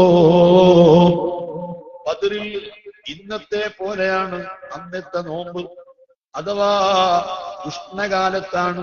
ഈ വർഷത്തെ നോമ്പും ഉഷ്ണകാലത്താണ്. ഉഷ്ണകാലം എന്ന് പറയുന്നത് ജൂൺ, ജൂലൈ, ആഗസ്റ്റ് മാസങ്ങളിലാണ്. മഴ ഉണ്ട് എന്നതുകൊണ്ട് കാലം ഉഷ്ണമാവാതിരിക്കുകയില്ല. നല്ല ചൂടുള്ള സമയത്താണ് ഇപ്പോഴത്തെ നോമ്പ്. അതുമല്ല, രാത്രി 9.5 മണിക്കൂറാണ്. 14.5 മണിക്കൂറ് 13.5 മണിക്കൂറും പകലാണ്. ഏറ്റവും കൂടുതൽ ദീർഘമാണ് നോമ്പിനുള്ളത്. രാത്രി ആകെ 9.5 മണിക്കൂറേ ഉള്ളൂ. 9.5 മണിക്കൂർ കൊണ്ട് നോമ്പ് തുറക്കണം, നോമ്പ് മുറിക്കണം, തറാവീഹ് നിസ്കരിക്കണം, മഗ്‌രിബ് ജമാഅത്തിൽ പങ്കെടുക്കണം, വിത്ർ നിസ്കരിക്കണം, വരാഅത്ത് ചൊല്ലണം, അത്താഴം കഴിക്കണം, മുത്താഴം കഴിക്കണം, തഹജ്ജുദ് നിസ്കരിക്കണം. എല്ലാറ്റിനും കൂടി ഉള്ള സമയമോ 9.5 മണിക്കൂറാണ്. ഇതുപോലെയാ ഒരു കാലത്താണ് നോമ്പ് നിർബന്ധമായത്. ആദ്യമായി നോമ്പ് ഫർളാക്കപ്പെട്ട ആ വർഷമാണ് ബദർ നടക്കുന്നത്. നബി സല്ലല്ലാഹു അലൈഹി വസല്ലം തങ്ങൾക്കും സ്വഹാബത്തിനും വല്ലാത്ത കഷ്ടപ്പാടാണ്. അത് ഞാൻ ബദർ പറയുന്നില്ല. പക്ഷേ ഉഖബത്ത് തങ്ങൾ പറയുകയാണ്, 305 ആളുകളാണ് ബദറിലേക്ക് പോകുന്നത്. 305 ആളുകൾക്ക് 70 ഒട്ടകങ്ങളാണ്. ഒരൊട്ടകപ്പുറത്ത് ഒരാളെ മുത്തുനബി കയറ്റുകയുള്ളൂ. രണ്ടാളൊട്ടകപ്പുറത്തിരിക്കലില്ല. മുത്തുനബി ഇഷ്ടപ്പെട്ടിട്ടില്ല. മൃഗങ്ങളോട് കരുണ കാണിക്കുന്ന മുത്തുനബി അത്രയും സ്നേഹമാണ് മൃഗങ്ങളോട് കാണിച്ചിരുന്നത്. നബിയും സിദ്ദീഖുൽ അക്ബറും മക്കയിൽ നിന്ന് മദീന ഹിജ്റ പോയപ്പോ 2 ഒട്ടകത്തിന്മേലാണ്, ഒന്നിന്മേലല്ല. കാരണം ഒരൊട്ടകപ്പുറത്ത് ഒരാള്, 70 ഒട്ടകത്തിന്മേൽ 305 ആള് കയറിയാലോ എങ്ങനെ ഉണ്ടാകും? ഒരാൾ ഒട്ടകപ്പുറത്ത് കയറുന്നു, 3ഉം 4ഉം ആളുകൾ നടക്കുകയാണ്. കുറെ എത്തുമ്പോ ഇയാൾ ഇറങ്ങി വേറൊരാൾ കയറുന്നു. ഇങ്ങനെ ഊഴം വെച്ചാണ് ഞങ്ങൾ ബദറിലേക്ക് നടക്കുന്നത്. ഹബീബ് മുഹമ്മദ് റസൂലുള്ളാഹ് സല്ലല്ലാഹു അലൈഹി വസല്ലം തങ്ങളോടൊപ്പം പൊള്ളുന്ന മണലിൽ, രാത്രിയിലോ ഭക്ഷണമില്ല, ഈ ക്ഷീണിച്ച് പൊള്ളുന്ന മണലിൽ നടന്ന് ഞങ്ങളെ കാലിന്റെ മടമ്പുകളൊക്കെ പൊട്ടിയതാണ്. ഞങ്ങൾ ശീല കൊണ്ട് ചുറ്റിക്കെട്ടിയതാണ്. ഹബീബ് മുത്തുനബിയുടെ ഒട്ടകത്തിന്റെ മൂക്ക് കയറി പിടിച്ചത് പാവപ്പെട്ട ഞാനാണ്. തങ്ങളോ ഒട്ടകപ്പുറത്താണ്. കുറെ അങ്ങ് നടന്നെത്തിയപ്പോൾ അല്ലാഹുവിന്റെ റസൂൽ പറയുന്നു, ഒട്ടകത്തെ നിർത്തണം. ചോദിച്ചു, തങ്ങളെ എന്തേ? ഞങ്ങളും 3-4 ആളുകളുണ്ട്. ഞങ്ങൾക്കുള്ള ഭക്ഷണമോ 11 കാരക്കകളാണ്. ഞങ്ങൾ രാത്രി സമയത്ത് തൊണ്ടവരണ്ടുണങ്ങുമ്പോൾ ഹബീബ് ഞങ്ങൾക്കൊരു കാരക്ക തരും.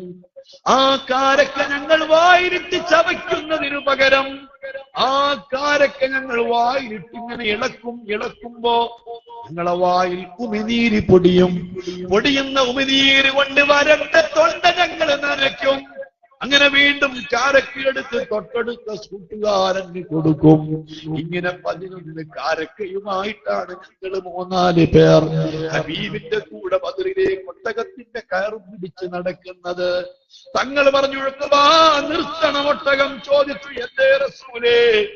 ഉഖബാ, എന്നെ പോലെ മജ്ജയുള്ള, മാംസമുള്ള, വിചാരമുള്ള നീ ഈ ഒട്ടകത്തിന്റെ കയറും പിടിച്ച് കൊടുമ്പയിലത്ത് നടക്കുക, ഞാൻ ഈ ഒട്ടകപ്പുറത്ത് ഇങ്ങനെ ഇരിക്കുക ശരിയല്ല. നീ ഒട്ടകപ്പുറത്ത് കയറണം, ഞാൻ ആ കയറും പിടിച്ച് നടക്കാം. ബഹുമാനപ്പെട്ട ഉഖബത്ത് തങ്ങള് മക്കളോട് പറയാണ്, മക്കളെ, എന്റെ കണ്ണ് തള്ളിപ്പോയി. എന്താണ് ഈ പറയുന്നത്? മുത്തുനബിക്ക് അന്ന് 55 വയസ്സ് പ്രായമാണ്. ഞാനോ ചെറുപ്പക്കാരനാണ്. എന്റെ ഉപ്പ പറയുമോ, എന്റെ ഉമ്മ പറയുമോ, അല്ലാഹ് മക്കയിലൊക്കെ അച്ഛനോടൊക്കെ ഉപ്പമാരെ കൊണ്ടുപോയാൽ ഒട്ടുമിക്ക മക്കളും ഉപ്പയും തമ്മിൽ തെറ്റിയിട്ടല്ലേ തിരിച്ചു വരാറുള്ളത്. സുബ്ഹാനല്ലാഹ്, ഈ പൊള്ളുന്ന മണലിൽ കൂടി ഒട്ടകപ്പുറത്ത് ഇങ്ങനെ നടക്കുമ്പോ ഉപ്പ പറയുമോ, മോനെ നീ കയറിക്കോ, ഞാൻ നടന്നോളാം. ഉപ്പമാര് പറയില്ല, ഉമ്മ പറയില്ല. തങ്ങളാ ഒട്ടകപ്പുറത്തിരിക്കുക, ഞാൻ ഈ കയറും പിടിച്ചിങ്ങനെ നടന്നോളാം. ഇല്ല ഉഖബ, പറ്റില്ല ഉഖബ എന്ന് പറഞ്ഞ് അല്ലാഹുവിന്റെ റസൂൽ ഒട്ടകപ്പുറത്ത് നിന്ന് ചാടിയിറങ്ങി എന്നെ ഒട്ടകപ്പുറത്ത് കയറ്റിയിരുത്തി. അതിനുശേഷം എനിക്ക് മുത്തുനബിയോടുള്ള മഹബ്ബത്തിന്, നബിയോടുള്ള ബഹുമാനത്തിന് പരിധിയില്ല. എന്റെ പ്രിയപ്പെട്ട മക്കളെ, നിങ്ങളോട് ഞാൻ പറയുന്നു, അന്ന് മുതൽ ഈ മുത്തുനബിക്ക് ഇഷ്ടമില്ലാത്തൊരു കാര്യം ഞാൻ ചിന്തിച്ചിട്ടില്ല. നബിക്ക് ഇഷ്ടപ്പെടാത്തത് ചെയ്തിട്ടില്ല. മുത്തുനബിക്ക് ഇഷ്ടപ്പെടാത്തത് പറഞ്ഞിട്ടില്ല. നമുക്ക് പറയാൻ കഴിയുമോ? നമ്മുടെ മക്കളോട് പറയാൻ കഴിയുമോ? അല്ലാഹുവിന്റെ റസൂൽ ഇഷ്ടപ്പെടാത്തൊരു കാര്യം ഞാൻ ചെയ്തിട്ടില്ല. മുത്തുനബിക്ക് ഇഷ്ടപ്പെടാത്തൊരു കാര്യം ഞാൻ പറഞ്ഞിട്ടില്ല, ചിന്തിച്ചിട്ടില്ല എന്ന് പറയാൻ ത്രാണിത്തമുള്ള ഉപ്പമാരുണ്ടോ? മക്കളെ, എനിക്ക് നിങ്ങളോട് വസിയത്ത് ചെയ്യാനുള്ളത്, എന്റെ മക്കളെ നിങ്ങളും അങ്ങനെ ചെയ്യരുത്. റസൂലുള്ളാഹിക്ക് ഇഷ്ടപ്പെടാത്തത് നിങ്ങൾ ചെയ്യരുത്. റസൂലുള്ളാഹിക്ക് ഇഷ്ടപ്പെടാത്തത് നിങ്ങൾ പറയരുത്. റസൂലുള്ളാഹിക്ക് ഇഷ്ടപ്പെടാത്തത് നിങ്ങൾ ചിന്തിക്കരുത്. മോനെ, ഞാൻ ചോദിക്കുന്നു, നിന്റെ സന്തോഷത്തിന്റെ സമയങ്ങളിലൊക്കെ എത്ര കാര്യത്തിലാ റസൂലുള്ളാഹിനെ ദുഃഖിപ്പിക്കുന്നത്, റസൂലുള്ളാഹിനെ വേദനിപ്പിക്കുന്നത്? തങ്ങൾക്ക് ഇഷ്ടപ്പെടാത്തതല്ലേ ചെയ്യുന്നുള്ളൂ, തങ്ങൾ അരുത് എന്ന് പറഞ്ഞതല്ലേ ചെയ്യുന്നുള്ളൂ. നിന്റെ കല്യാണത്തിന്റെ സന്ദർഭങ്ങളിൽ, പുതിയ പിളയിറങ്ങുന്ന സന്ദർഭത്തിലൊക്കെ റസൂലുള്ളാഹിനെ വേദനിപ്പിക്കുന്ന എത്രയെത്ര കാര്യമാണ് നീ ചെയ്യുന്നത്. നിന്റെ പ്രിയപ്പെട്ട പൊന്നുമോളെ പുതുക്കമിറക്കുന്ന സമയത്തൊക്കെ മുത്തുനബിക്ക് ഇഷ്ടപ്പെടാത്ത എത്രയെത്ര കാര്യങ്ങളാ ചെയ്യുന്നത്. ഈ നബി നിന്നെ പൊറുക്കുമോ? ഈ നബി നിന്നെ സഹിക്കുമോ? ഈ നബി നിന്നെ ഇഷ്ടപ്പെടുമോ? മഹാനായ സുലൈമാൻ ജസൂലി ഹബീബായ മുത്തുനബിയോട് ചോദിച്ചില്ലേ, യാ റസൂലല്ലാഹ്, കോടിക്കണക്കിന് സ്വലാത്തുകൾ തങ്ങൾക്ക് അങ്ങയുടെ ഉമ്മത്ത് ചെല്ലുമ്പോ ഈ സ്വലാത്തുകളൊക്കെ എങ്ങനെയാണ് നിങ്ങൾ സ്വീകരിക്കുന്നത്? എങ്ങനെയാണ് തങ്ങളതറിയുന്നത്? തങ്ങൾ എങ്ങനെയാണ് ഉമ്മത്തിന്റെ സലാം അടക്കുന്നത്? ബഹുമാനപ്പെട്ട ജിബ്രീലിന്റെ വിശ്രമമില്ല. അതേ ഉമ്മത്തിന്റെ സലാം എത്തിച്ചു കൊടുക്കുന്നത് മുക്കറമായ മലക്ക് ജിബ്രീലല്ലേ? ഹബീബ് പറഞ്ഞു, ഇമാം സുലൈമാൻ ജസൂലി തങ്ങളോട് എന്നെ സ്നേഹിച്ച്, എന്നെ ഇഷ്കി വെച്ച്, എന്നെ ഇഷ്ടപ്പെട്ട്, എന്റെ ആശിഖ് എനിക്ക് സലാം പറയുമ്പോ, സ്വലാത്ത് ചെല്ലുമ്പോ ഞാൻ നേരിട്ട് കാണുകയാ, നേരിട്ട് കേൾക്കുകയാ. അതേ സമയത്ത് വെക്കാതെ ഏതോ ബോധമനസ്സിലങ്ങട്ട് അവബോധ മനസ്സിൽ സ്വലാത്ത് ചെല്ലുമ്പോ അത് മുല്യവത്തോ മലക്ക് മുഖേന എത്തിക്കപ്പെടുന്നതാ. ഈ കാലഘട്ടത്തിൽ കോടിക്കണക്കിന് ആളുകൾ സ്വലാത്തും സലാമും ചെല്ലുമ്പോ രണ്ട് വിധത്തിലാ. നേരിട്ട് മുത്തുനബി കേൾക്കുന്നതുണ്ട്, നേരിട്ട് മുത്തുനബി കാണുന്നതുണ്ട്, നേരിട്ട് മുത്തുനബി മടക്കുന്നതുണ്ട്. അതേ സമയത്ത് മലക്കുകളിലൂടെ തങ്ങൾക്ക് കാണിക്കപ്പെടുന്നതുണ്ട്, എത്തിക്കപ്പെടുന്നതുണ്ട്. ആശിഖീങ്ങളെ സലാത്ത് മുത്തുനബി നേരിട്ട് കേൾക്കുകയാ, നേരിട്ട് മടക്കുകയാ, മുഖത്ത് നോക്കുകയാ. അതേ സമയത്ത് ഏത് തമ്മാടിയും നടപടിക്കാരനും ഏത് ബോധമില്ലാത്തവനും സ്വലാത്ത് ചൊല്ലിയാല് അത് അതാ നഷ്ടപ്പെടൂല. മലക്കുകൾ മുഖേന മുത്തുനബിക്ക് എത്തിക്കപ്പെടുന്നു. അമലുകൾ അങ്ങനെയല്ല.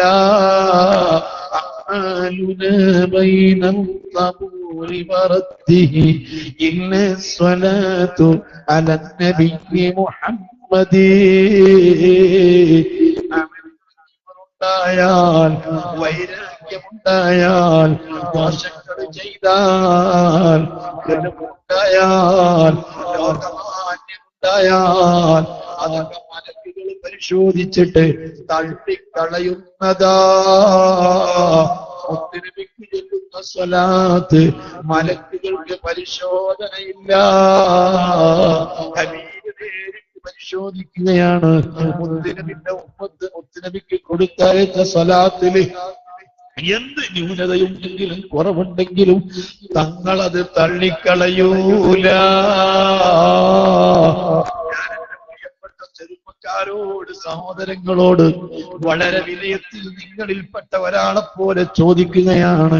ഹബീബെങ്ങാൻ നമ്മുടെ മുഖത്ത് നോക്കുമ്പോ ആരെനിക്ക് ഇഷ്ടപ്പെടാത്ത, പൊരുത്തമില്ലാത്ത എന്തൊക്കെ നമ്മുടെ ജീവിതത്തിലുണ്ട്, നമ്മുടെ താടിയിൽ, നീശയിൽ, നമ്മുടെ ഡ്രസ്സിൽ, നമ്മുടെ വേഷങ്ങളിൽ, നമ്മുടെ സ്വഭാവങ്ങളിൽ ഹബീബിന് പൊരുത്തപ്പെടാത്തതല്ലേ ചെയ്യുന്നുള്ളൂ? ചെയ്യരുത് മക്കളെ. നിങ്ങൾ ജീവിതത്തിൽ ഈ നബിക്ക് ഇഷ്ടപ്പെടാത്ത കാര്യം നിങ്ങൾ ചെയ്യരുത്. ഈ നബിക്ക് ഇഷ്ടപ്പെടാത്തത് നിങ്ങൾ പറയരുത്.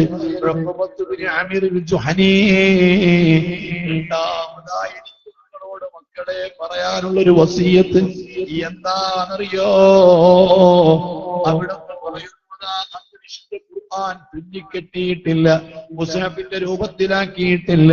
പക്ഷേ കഷണങ്ങളിൽ തോലും മറ്റും എഴുതി വെച്ചിട്ടുള്ള ഒട്ടുമിക്ക സ്വഹാബികളും ഉഖബത്ത് ബിൻ ആമിർ അൽ-ജുഹനി തങ്ങള് അലമാറയിൽ നിന്ന് ഒരു ചെറിയ മുസ്ഹഫിന്റെ കോപ്പി എടുത്തിട്ട്, തുന്നിക്കെട്ടിയ കോപ്പി എടുത്തിട്ട് മക്കൾക്ക് കൊടുക്കുകയാ.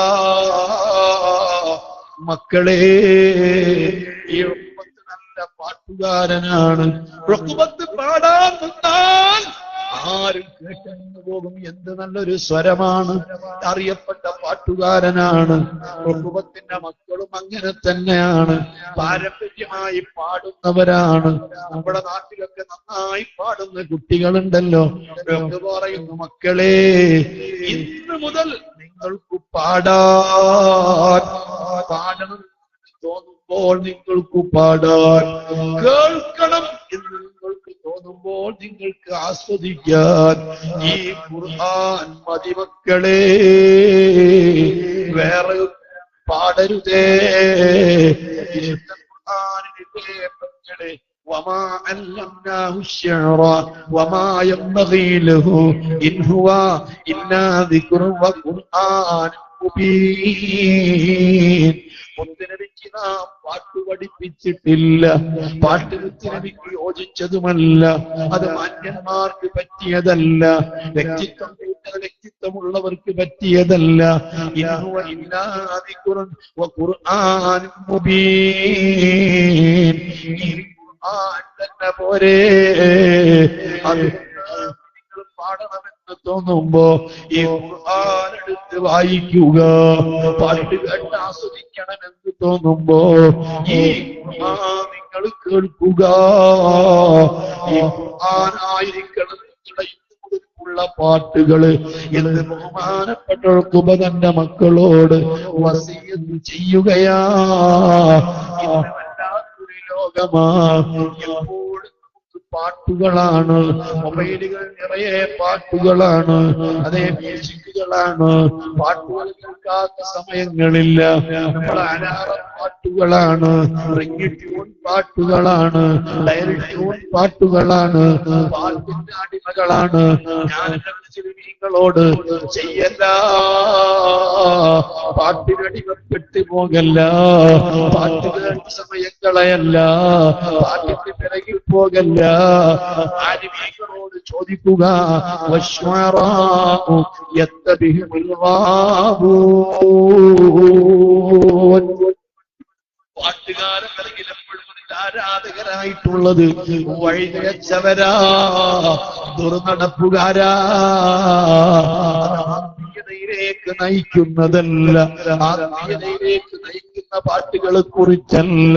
അതേ എപ്പോഴും പാട്ട് കേൾക്കുന്ന ഞാൻ ചോദിക്കുന്ന നമ്മുടെ മക്കളോട് ഇത് പാടില്ലാന്ന് പോലും പറയാറുണ്ടോ? ഗ്രൂപ്പ് വ്യത്യാസമില്ല. ഉപനദീകളോടല്ല ഞാൻ പറയുന്നത്, വഹാബികളോടല്ല, ജമാഅത്തുകാരനോടല്ല പറയുന്നത്. സജീവ ജമാഅത്തിന്റെ രംഗത്ത് പ്രവർത്തിക്കുന്ന പ്രവർത്തകന്മാര് വരെ മ്യൂസിക്കുള്ള പാട്ട് കേൾക്കുന്നതിനോ, പാട്ട് പാടുന്നതിനോ, പാട്ടിനെ ആരാധിക്കുന്നതിനോ അതിന് യാതൊരു മടിയുമില്ല. മർക്കസിൽ വലിയ 1000ഓളം ഒരു ക്യാമ്പ് നടന്നില്ലേ? അതിൽ എടുത്തു വെച്ചില്ലേ? ഒരൊറ്റ ആവശ്യത്തിൽ തന്നെ 1000 ഒരുമിച്ചുകൂടെ സദസ്സിൽ വെച്ചിട്ട് ഈ പാട്ട് കേൾക്കുന്നതിനെ കുറിച്ച്, മ്യൂസിക്കിനെ കുറിച്ച് ചർച്ച വന്നപ്പോ ഒരു പണ്ഡിതനും സപ്പോർട്ട് പറഞ്ഞതായി കണ്ടില്ല, അനുമതിയെന്ന് പറഞ്ഞതായി കണ്ടില്ല. ഇന്ന് നമുക്ക് ചിന്തയുണ്ടോ, ബോധമുണ്ടോ? ഈ പ്രശ്നം എന്താണെന്നറിയോ? അല്ലാഹുവിന്റെ ഖുർആന് കൽബിൽ നിൽക്കൂല, കൽബിൽ നിൽക്കൂല. മുളപ്പിക്കുമെന്ന് മുത്തുനബി പഠിപ്പിച്ചിട്ടുണ്ട്. അതുകൊണ്ട് പാട്ടിന്റെ അടിമകളാവരുത്. മക്കൾക്ക് ബോധം നൽകണം, മക്കളോട് വസിയത്ത് ചെയ്യണം, പകർത്താൻ നമ്മുടെ മക്കൾ നിങ്ങൾക്ക് കാണാൻ കഴിയണം. നമ്മുടെ ജീവിതം ആ രൂപത്തിലാവണം. നമ്മുടെ എല്ലാ മേഖലകളിലും പാട്ടിനോട് ശക്തമായിരിക്കുന്ന ഒരു ഭ്രമം നമ്മൾ പിടികൂടിയിരിക്കുകയാണ്, ഗ്രസിച്ചിരിക്കുകയാണ്. ചിന്തിക്കണേ, പാട്ടിന്റെ പിന്നാലെ പോകല്ല. ഹബീബ് പഠിപ്പിച്ചിട്ടുണ്ട്. തങ്ങൾ പറഞ്ഞൊരു കാര്യം കൂടി ഞാനിലും സഹോദരന്മാരെ ശ്രദ്ധയിൽപ്പെടുത്തുകയാണ്. സഹോദരാ, ബഹുമാനപ്പെട്ടവരെ പറയുന്നു, മക്കളെ പെരുന്നാളായില്ലേ, ഡ്രസ് വാങ്ങിക്കണ്ടേ? ബഹുമാനപ്പെട്ടവര് ചോദിക്കുകയാണ്. അതാ എന്റെ കരിപ്പണമുണ്ട്, ഈ കരിപ്പണം കൊണ്ടുപോയി വിറ്റിട്ട് കിട്ടുന്ന കാശ് കൊണ്ട് ഡ്രസ് വാങ്ങിച്ചോ. ജീവിതത്തിന് വേണ്ടി, സുഖലോചനയോടുള്ള ജീവിതത്തിന് വേണ്ടി, വളവളപ്പുള്ള ജീവിതത്തിന് അടിച്ച് പൊളിച്ച് ജീവിക്കുന്നതിന് വേണ്ടി ആരോടും കടം വാങ്ങണ്ട. കടം വാങ്ങിയിട്ട് അടിച്ചു പൊളിക്കരുത്. കടം വാങ്ങിയിട്ട് വീട് മോടി കൂട്ടരുത്. കടം വാങ്ങിയിട്ട് വണ്ടി വലുതാക്കരുത്. സഹോദരാ, ഇന്ന് മാർക്കറ്റിംഗ് ഒരു പ്രശ്നമാണോ? ലോൺ എടുക്കുന്നതിന്, വണ്ടിയെടുക്കുന്നതിന്, പലിശ കൊടുക്കുന്നതിന്, പലിശയുമായി ബന്ധപ്പെടുന്നതിന് ആർക്കും ഒരു മടിയില്ല. ഉമ്മമാരെ, കുടുംബത്തിൽപ്പെട്ടവർ, ബന്ധത്തിൽപ്പെട്ടവർ, പരിചയത്തിൽപ്പെട്ടവർ ആരെങ്കിലും പണം ചോദിക്കുമ്പോ, കടം ചോദിക്കുമ്പോ അയച്ചു കൊടുക്കുന്ന പെണ്ണുങ്ങളിലെ പണയം വെച്ചോളൂ, പലിശക്ക് പണയം വെച്ചോളൂ. ആദ്യം പണം എടുത്തു തന്നാ മതി. പലിശയെ സഹായിക്കേണ്ട പെണ്ണേ, മുത്തുനബിക്ക് പൊരുത്തമില്ല. ലൈലത്തുൽ ഖദ്ർ പ്രതീക്ഷിക്കപ്പെടുന്ന രാത്രിയിൽ പോലും ഒരു അളവ് ഇല്ല. ഞാൻ ഓർക്കുകയാ, 5-10 ലക്ഷമൊക്കെ ഉണ്ടാകുമ്പോ, അതേ 20 ലക്ഷത്തിന്റെ വാഹനമെടുത്ത്, ലോണെടുത്ത് അടവിന് വേണ്ടി വണ്ടിയെടുക്കുന്നവർ, അതേ 1 ലക്ഷം രൂപ കയ്യിൽ സ്റ്റോക്ക് ഉള്ളപ്പോ 5 ലക്ഷത്തിന്റെ ബിസിനസ് നടത്തുന്നവർ, ബാങ്കിൽ നിന്ന് കടമെടുക്കുന്നവർ, അതേ ആധാരം പണയം വെച്ച് പണം വാങ്ങുന്നവർ, ഏതൊക്കെ വിധത്തിലാ?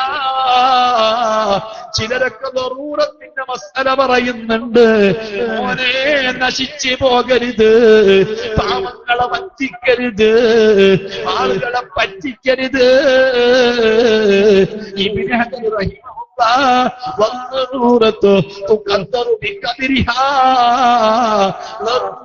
പരിധിയില്ലേ? ആ സംഗതി ചെയ്തില്ലെങ്കിൽ ഒന്നുകിൽ ഇവിടെ മരണം സംഭവിച്ചു പോകും, അല്ലെങ്കിൽ കാര്യമായി നഷ്ടം സംഭവിച്ചു പോകും. അത്തരം ഘട്ടത്തിലുള്ള കാര്യങ്ങൾക്കല്ലേ ദറൂറത്തെന്ന് പറയുകയുള്ളൂ. വലിയ വലിയ വിലപിടിപ്പുള്ള വണ്ടിയെടുക്കുന്നതിന് എന്ത് ദറൂറത്താ? വലിയ വലിയ വീടെടുക്കുന്നതിന് എന്ത് ദറൂറത്താ? ഒരു ചെറിയ വീട് പോലും എടുക്കാൻ നിന്നെ കൊണ്ട് കഴിയില്ലേ? വാടക വീട്ടിൽ താമസിച്ചുകൂടെ? വാടകക്കും ആരും കിട്ടുന്നില്ലെങ്കിൽ ഏതെങ്കിലും സുന്നത്ത് ജമാഅത്തിന്റെ പ്രവർത്തകര് നിനക്ക് റൂം തരൂലേ? അതുകൂടി കിട്ടാത്ത കാലത്ത്, വാടകയ്ക്ക് വീട് കിട്ടാത്ത കാലത്ത്, റൂം കിട്ടാത്ത കാലത്ത്, ഒരു നിലക്കും ജീവിക്കാൻ പറ്റാത്ത കാലത്ത്, ഒരു ടെന്റ് കെട്ടാൻ പറ്റാത്ത കാലത്ത്, ആ കാലത്തല്ലേ പലിശയ്ക്ക് വേണ്ടി പണമെടുത്തിട്ട് വീടെടുക്കാൻ പറ്റൂ? മുസ്ലിമീങ്ങൾ ചിന്തിക്കണ്ടേ? ഇതൊക്കെ പറയാൻ സമൂഹത്തിനാളുണ്ടോ? ഇത് ബോധവൽക്കരിക്കാൻ ആളുണ്ടോ? തകർന്നു പോകരുത്. ആർഭാട ജീവിതത്തിന് വേണ്ടി കടം വാങ്ങിക്കണ്ട. ആമിർ ജുഹനി റഹിമഹുല്ലാഹ്, ഇബ്നു ഹജർ റഹിമഹുല്ലാഹ്, അവിടുത്തെ പ്രശസ്ത ഗ്രന്ഥമാണ് സവാജ്, വൻദോഷങ്ങളെ വിവരിക്കുന്ന ഗ്രന്ഥമാണ്. ഷാഫി മദ്ഹബിലെ ആധികാരിക ശബ്ദമാണ്. ആ ഇബ്നു ഹജർ നിങ്ങളെ സവാജിറില് 400 ചില്ലുവാനും വൻദോഷങ്ങളെ എണ്ണിയിട്ടുണ്ട്. ഇതിൽപ്പെട്ട ചില ആൾക്കാർ വൻദോഷം തന്നെ 6-7 ദോഷാന്ന് കണക്കാക്കി. സബൂൽ മുറിക്കാത്ത വൻദോഷങ്ങൾ ബഹുമാനപ്പെട്ട വിശുദ്ധ ഖുർആൻ പറഞ്ഞു, ഇൻ തജ്തനിബു കബായിറ മാ തുൻഹൗന യുകഫിർ അൻകും സയ്യിആതികും. വൻദോഷങ്ങളെയൊക്കെ വിട്ടൊഴിഞ്ഞ് നിങ്ങൾ ജീവിക്കുകയാണെങ്കിൽ, വൻദോഷം ചെയ്യാതെ ജീവിക്കുകയാണെങ്കിൽ, യുകഫിർ അൻകും സയ്യിആതികും, നിങ്ങളിന്ന് സംഭവിക്കുന്ന ചെറിയ ദോഷങ്ങളൊക്കെ നമ്മൾ പുറത്തു തരും. നിസ്കാരം കൊണ്ട്, നോമ്പ് കൊണ്ട്, ഈ പറയപ്പെട്ട ഇബാദത്ത് കൊണ്ടൊക്കെ നമ്മൾ പുറത്തു തരും. അതിനെന്ത് വേണം? വൻദോഷങ്ങളിൽ നിന്ന് അകന്നു ജീവിക്കണം. ആ വൻദോഷങ്ങൾ 400 ചില്ലാനും എണ്ണിയിട്ടുണ്ട് സവാജിർ. ആ സവാജിർ എന്ന ഗ്രന്ഥത്തിന്റെ ആമുഖത്തിൽ ഇബ്നു ഹജർ റഹിമഹുല്ലാഹ് ഒരു സംഭവം പറയുന്നു. നിങ്ങളൊക്കെ കേട്ടുകിടന്നാൽ എന്താണ്? മഹാനായ ഇബ്നു ഹജർ റഹ്മത്തുള്ളാഹി അലൈഹി അവിടുന്ന് മക്കയിലായി. അവിടുത്തെ ഖബറുള്ളത് ജന്നത്തുൽ മുഹല്ലയിലാണ്. ഖദീജ ബീവിയുടെ ഖബറുള്ള സ്ഥലത്താണ്. ആ ഫക്കീത്തങ്ങളൊക്കെ ഖബറുള്ള സ്ഥലത്താണ്. അവിടെയാണ് ഇബ്നു ഹജർ റഹിമഹുല്ലാഹിയുടെ ഖബർ. അവർ പറയുന്നു, ഞാൻ ഒരു റമദാനിൽ എന്റെ ഉപ്പയുടെ ഖബറിന്റെ അടുത്ത് ഖുർആൻ ഓതിക്കൊണ്ടിരിക്കുകയാണ് രാത്രി സമയത്ത്. നമ്മളിപ്പോഴും വാപ്പാന്റെ ഖബറിൽ രാത്രി പോയി ഒന്നും സ്വഭാവത്തിൽ എത്തിയിട്ടില്ല. അങ്ങനെ ആരെങ്കിലും വാപ്പാന്റെ ഖബറിൽ രാത്രി ഓതാറുണ്ടോ? അവിടെ ഒന്നും എത്തിയിട്ടില്ല ഉസ്താദേ. ഇബ്നു ഹജർ റഹിമഹുല്ലാഹ് പറയുന്നു, ഞാൻ പഴയ കാലത്ത് നമ്മുടെ നാട്ടിലെ ഖബറുകൾ, ഈ മക്ബറയിലൊക്കെ ഓരോ ഖബറിന്റെ അടുത്ത് അങ്ങനെ ചെറിയ ചെറിയ വീടുകളുണ്ട്. ഒരു കൂട് ഓതാൻ ഇപ്പത്തെ കുട്ടികൾ തന്നെ ചോദിക്കും, കാരണം അറിയില്ല. നമ്മുടെ നാടുകളിലൊക്കെ പഴയ കാലത്ത് ഖബറും എടുത്ത് ഓതാൻ വേണ്ടി ചെറിയ ഒരു ഓടിട്ടൊരു വീട് ഇങ്ങനെ ഉണ്ടാക്കി, ആ ഖബറിനോട് കണക്കാക്കി അതിലൊരു സ്റ്റൂളും ഉണ്ടാവും. ഇവിടെ ആരെങ്കിലും അങ്ങനെ കണ്ടിട്ടുണ്ടോ? ഇനി നിങ്ങൾക്ക് സംശയം ഉണ്ടെങ്കിൽ എന്റെ നാട്ടിൽ വന്നപ്പോഴും കാണും. ഇല്ലാര പള്ളിക്കാട്ടിൽ ഇപ്പോഴും ഉണ്ട്. ചില ആളുകളുടെ വലിയ പ്രതാപമുള്ള ആൾക്കാരെ ഖബറിനോടൊക്കെ ഓടിട്ടിട്ട് ചെറിയൊരു വീട്, അവിടെ ഒരു സ്റ്റൂളും ഉണ്ടാവും. അവിടെ ഓതാൻ വേണ്ടി അന്നേ അവർ വഖഫ് ചെയ്തിട്ടുണ്ടാവും. എന്റെ പാപ്പാന്റെ ഖബറിന്റെ അവരൊക്കെ ഉണ്ടങ്ങനെ. ഇപ്പൊ ഓതാൻ വല്ലാക്കന്മാരില്ലാത്തതെന്ന് പറയാൻ നിന്നത്. അപ്പൊ അങ്ങനെ ഖബറും പുറത്ത് ഓതുന്നുണ്ട്. ഒരു മനുഷ്യന് ഖബറിൽ വെച്ച് ഗുണം കിട്ടാൻ ഏറ്റവും നല്ലത് ഖുർആൻ. അത്ര നല്ലൊരു കാര്യം വേറല്ല. അതെന്റെ ഒരു വിഷയം വേറെ പറയണ്ട. ഖുർആനൊത്ത് പറയുമ്പോ എനിക്ക് സമയത്തൊക്കെ എല്ലാം കൂടി പറയാൻ കഴിയും. അത്ര വലിയ സംഭവമാണത്. അപ്പൊ ഇബ്നു ഹജർ തങ്ങൾ പറയുകയാണെങ്കിൽ, ഞാൻ രാത്രി ഇങ്ങനെ ഖുർആൻ ഓതുക, ആ ഖബറിൽ ഇങ്ങനെ ഓതുക. ലൈലത്തുൽ ഖദ്ർ പ്രതീക്ഷിക്കപ്പെടുന്ന ഒരു രാത്രിയാണ്. 27-ാം രാവോ 23-ാം രാവോ ആയിരിക്കാം. അങ്ങനെ ഓതിക്കൊണ്ടിരിക്കുമ്പോ എന്റെ ഉപ്പയുടെ ഖബർ തൊട്ടടുത്തൊരു ഖബറിൽ നിന്ന് ഭയങ്കരമായ ഒരു ശബ്ദം കേട്ടു. ആ ശബ്ദം കേട്ടപ്പോ ഞാൻ ഓർത്തു നിർത്തി ഇങ്ങനെ ശ്രദ്ധിച്ചു. അതിങ്ങനെ കൂടി കൂടി വന്ന് അവസാനം മുതൽ വലിയ രോധനമായി, ഭയങ്കര കരച്ചിലായി മാറി. നമ്മളാണെങ്കിൽ പേടിച്ചു പോയി. ജനങ്ങൾ പേടിച്ചൊന്നുമില്ല. നമ്മളിപ്പോ അങ്ങനെ കരച്ചിൽ കേട്ടാൻ പറ്റും. ഇത് രാത്രി പാതിരാത്രിയിലല്ലേ. ഞാൻ ആ രോദനം ഇങ്ങനെ ഉയർന്നുയർന്ന് വരികയാണ്. നേരം പുലർന്ന് സുബഹി നിസ്കാരമെല്ലാം കഴിഞ്ഞപ്പോ അതുവഴി വന്ന പ്രായമുള്ളവരോട് ഞാൻ ചോദിച്ചു, ഈ ഖബർ ആരുടെ ഖബറാ?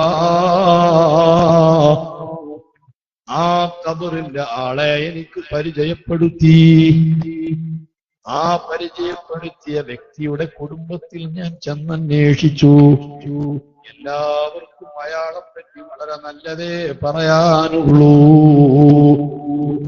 ഇബ്നു ഹജർ റഹിമഹുല്ലാഹ് അവിടുന്ന് അനുഭവിച്ച അനുഭവമാണ് പറയുന്നത്. തന്റെ സവാജിറിന്റെ ആമുഖത്തിലാണ് ഇത് രേഖപ്പെടുത്തിയത്. സഹോദരന്മാരെ പറയുന്നു, ഞാൻ അയാളെ കുറിച്ച് അന്വേഷിച്ചപ്പോ അയാളൊരു കച്ചവടക്കാരനാണ്.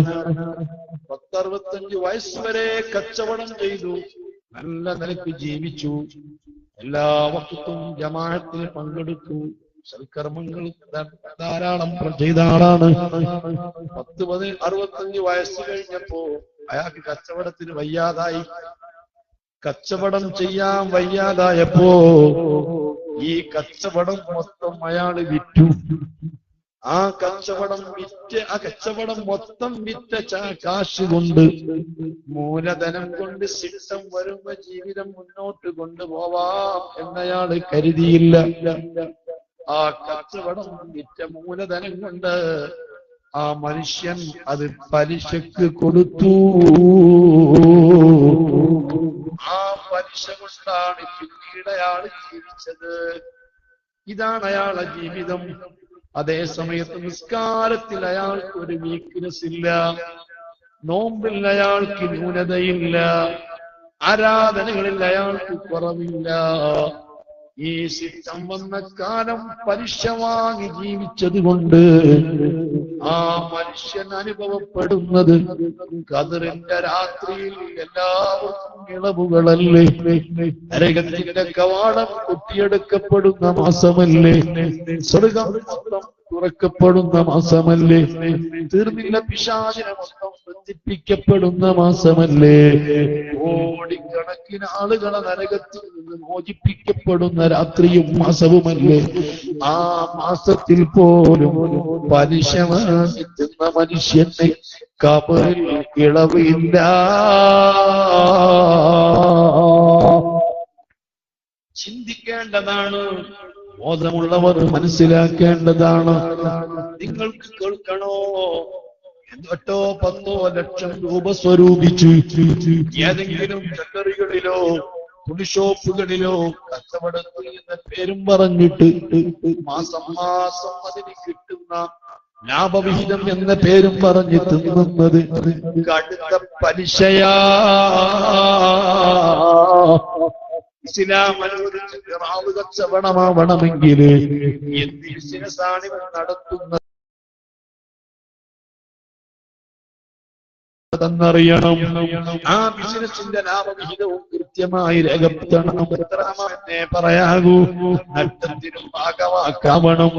ലാഭം കിട്ടിയാൽ മാത്രം നഷ്ടത്തിനില്ല.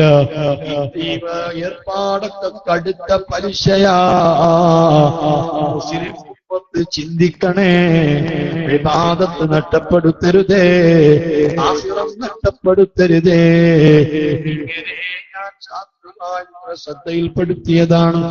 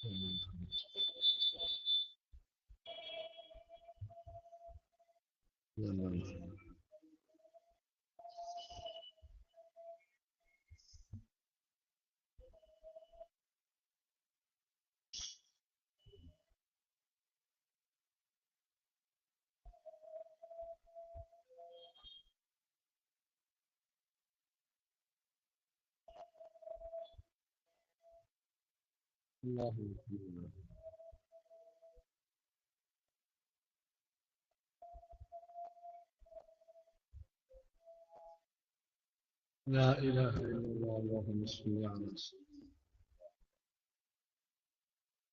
محمد رسول الله.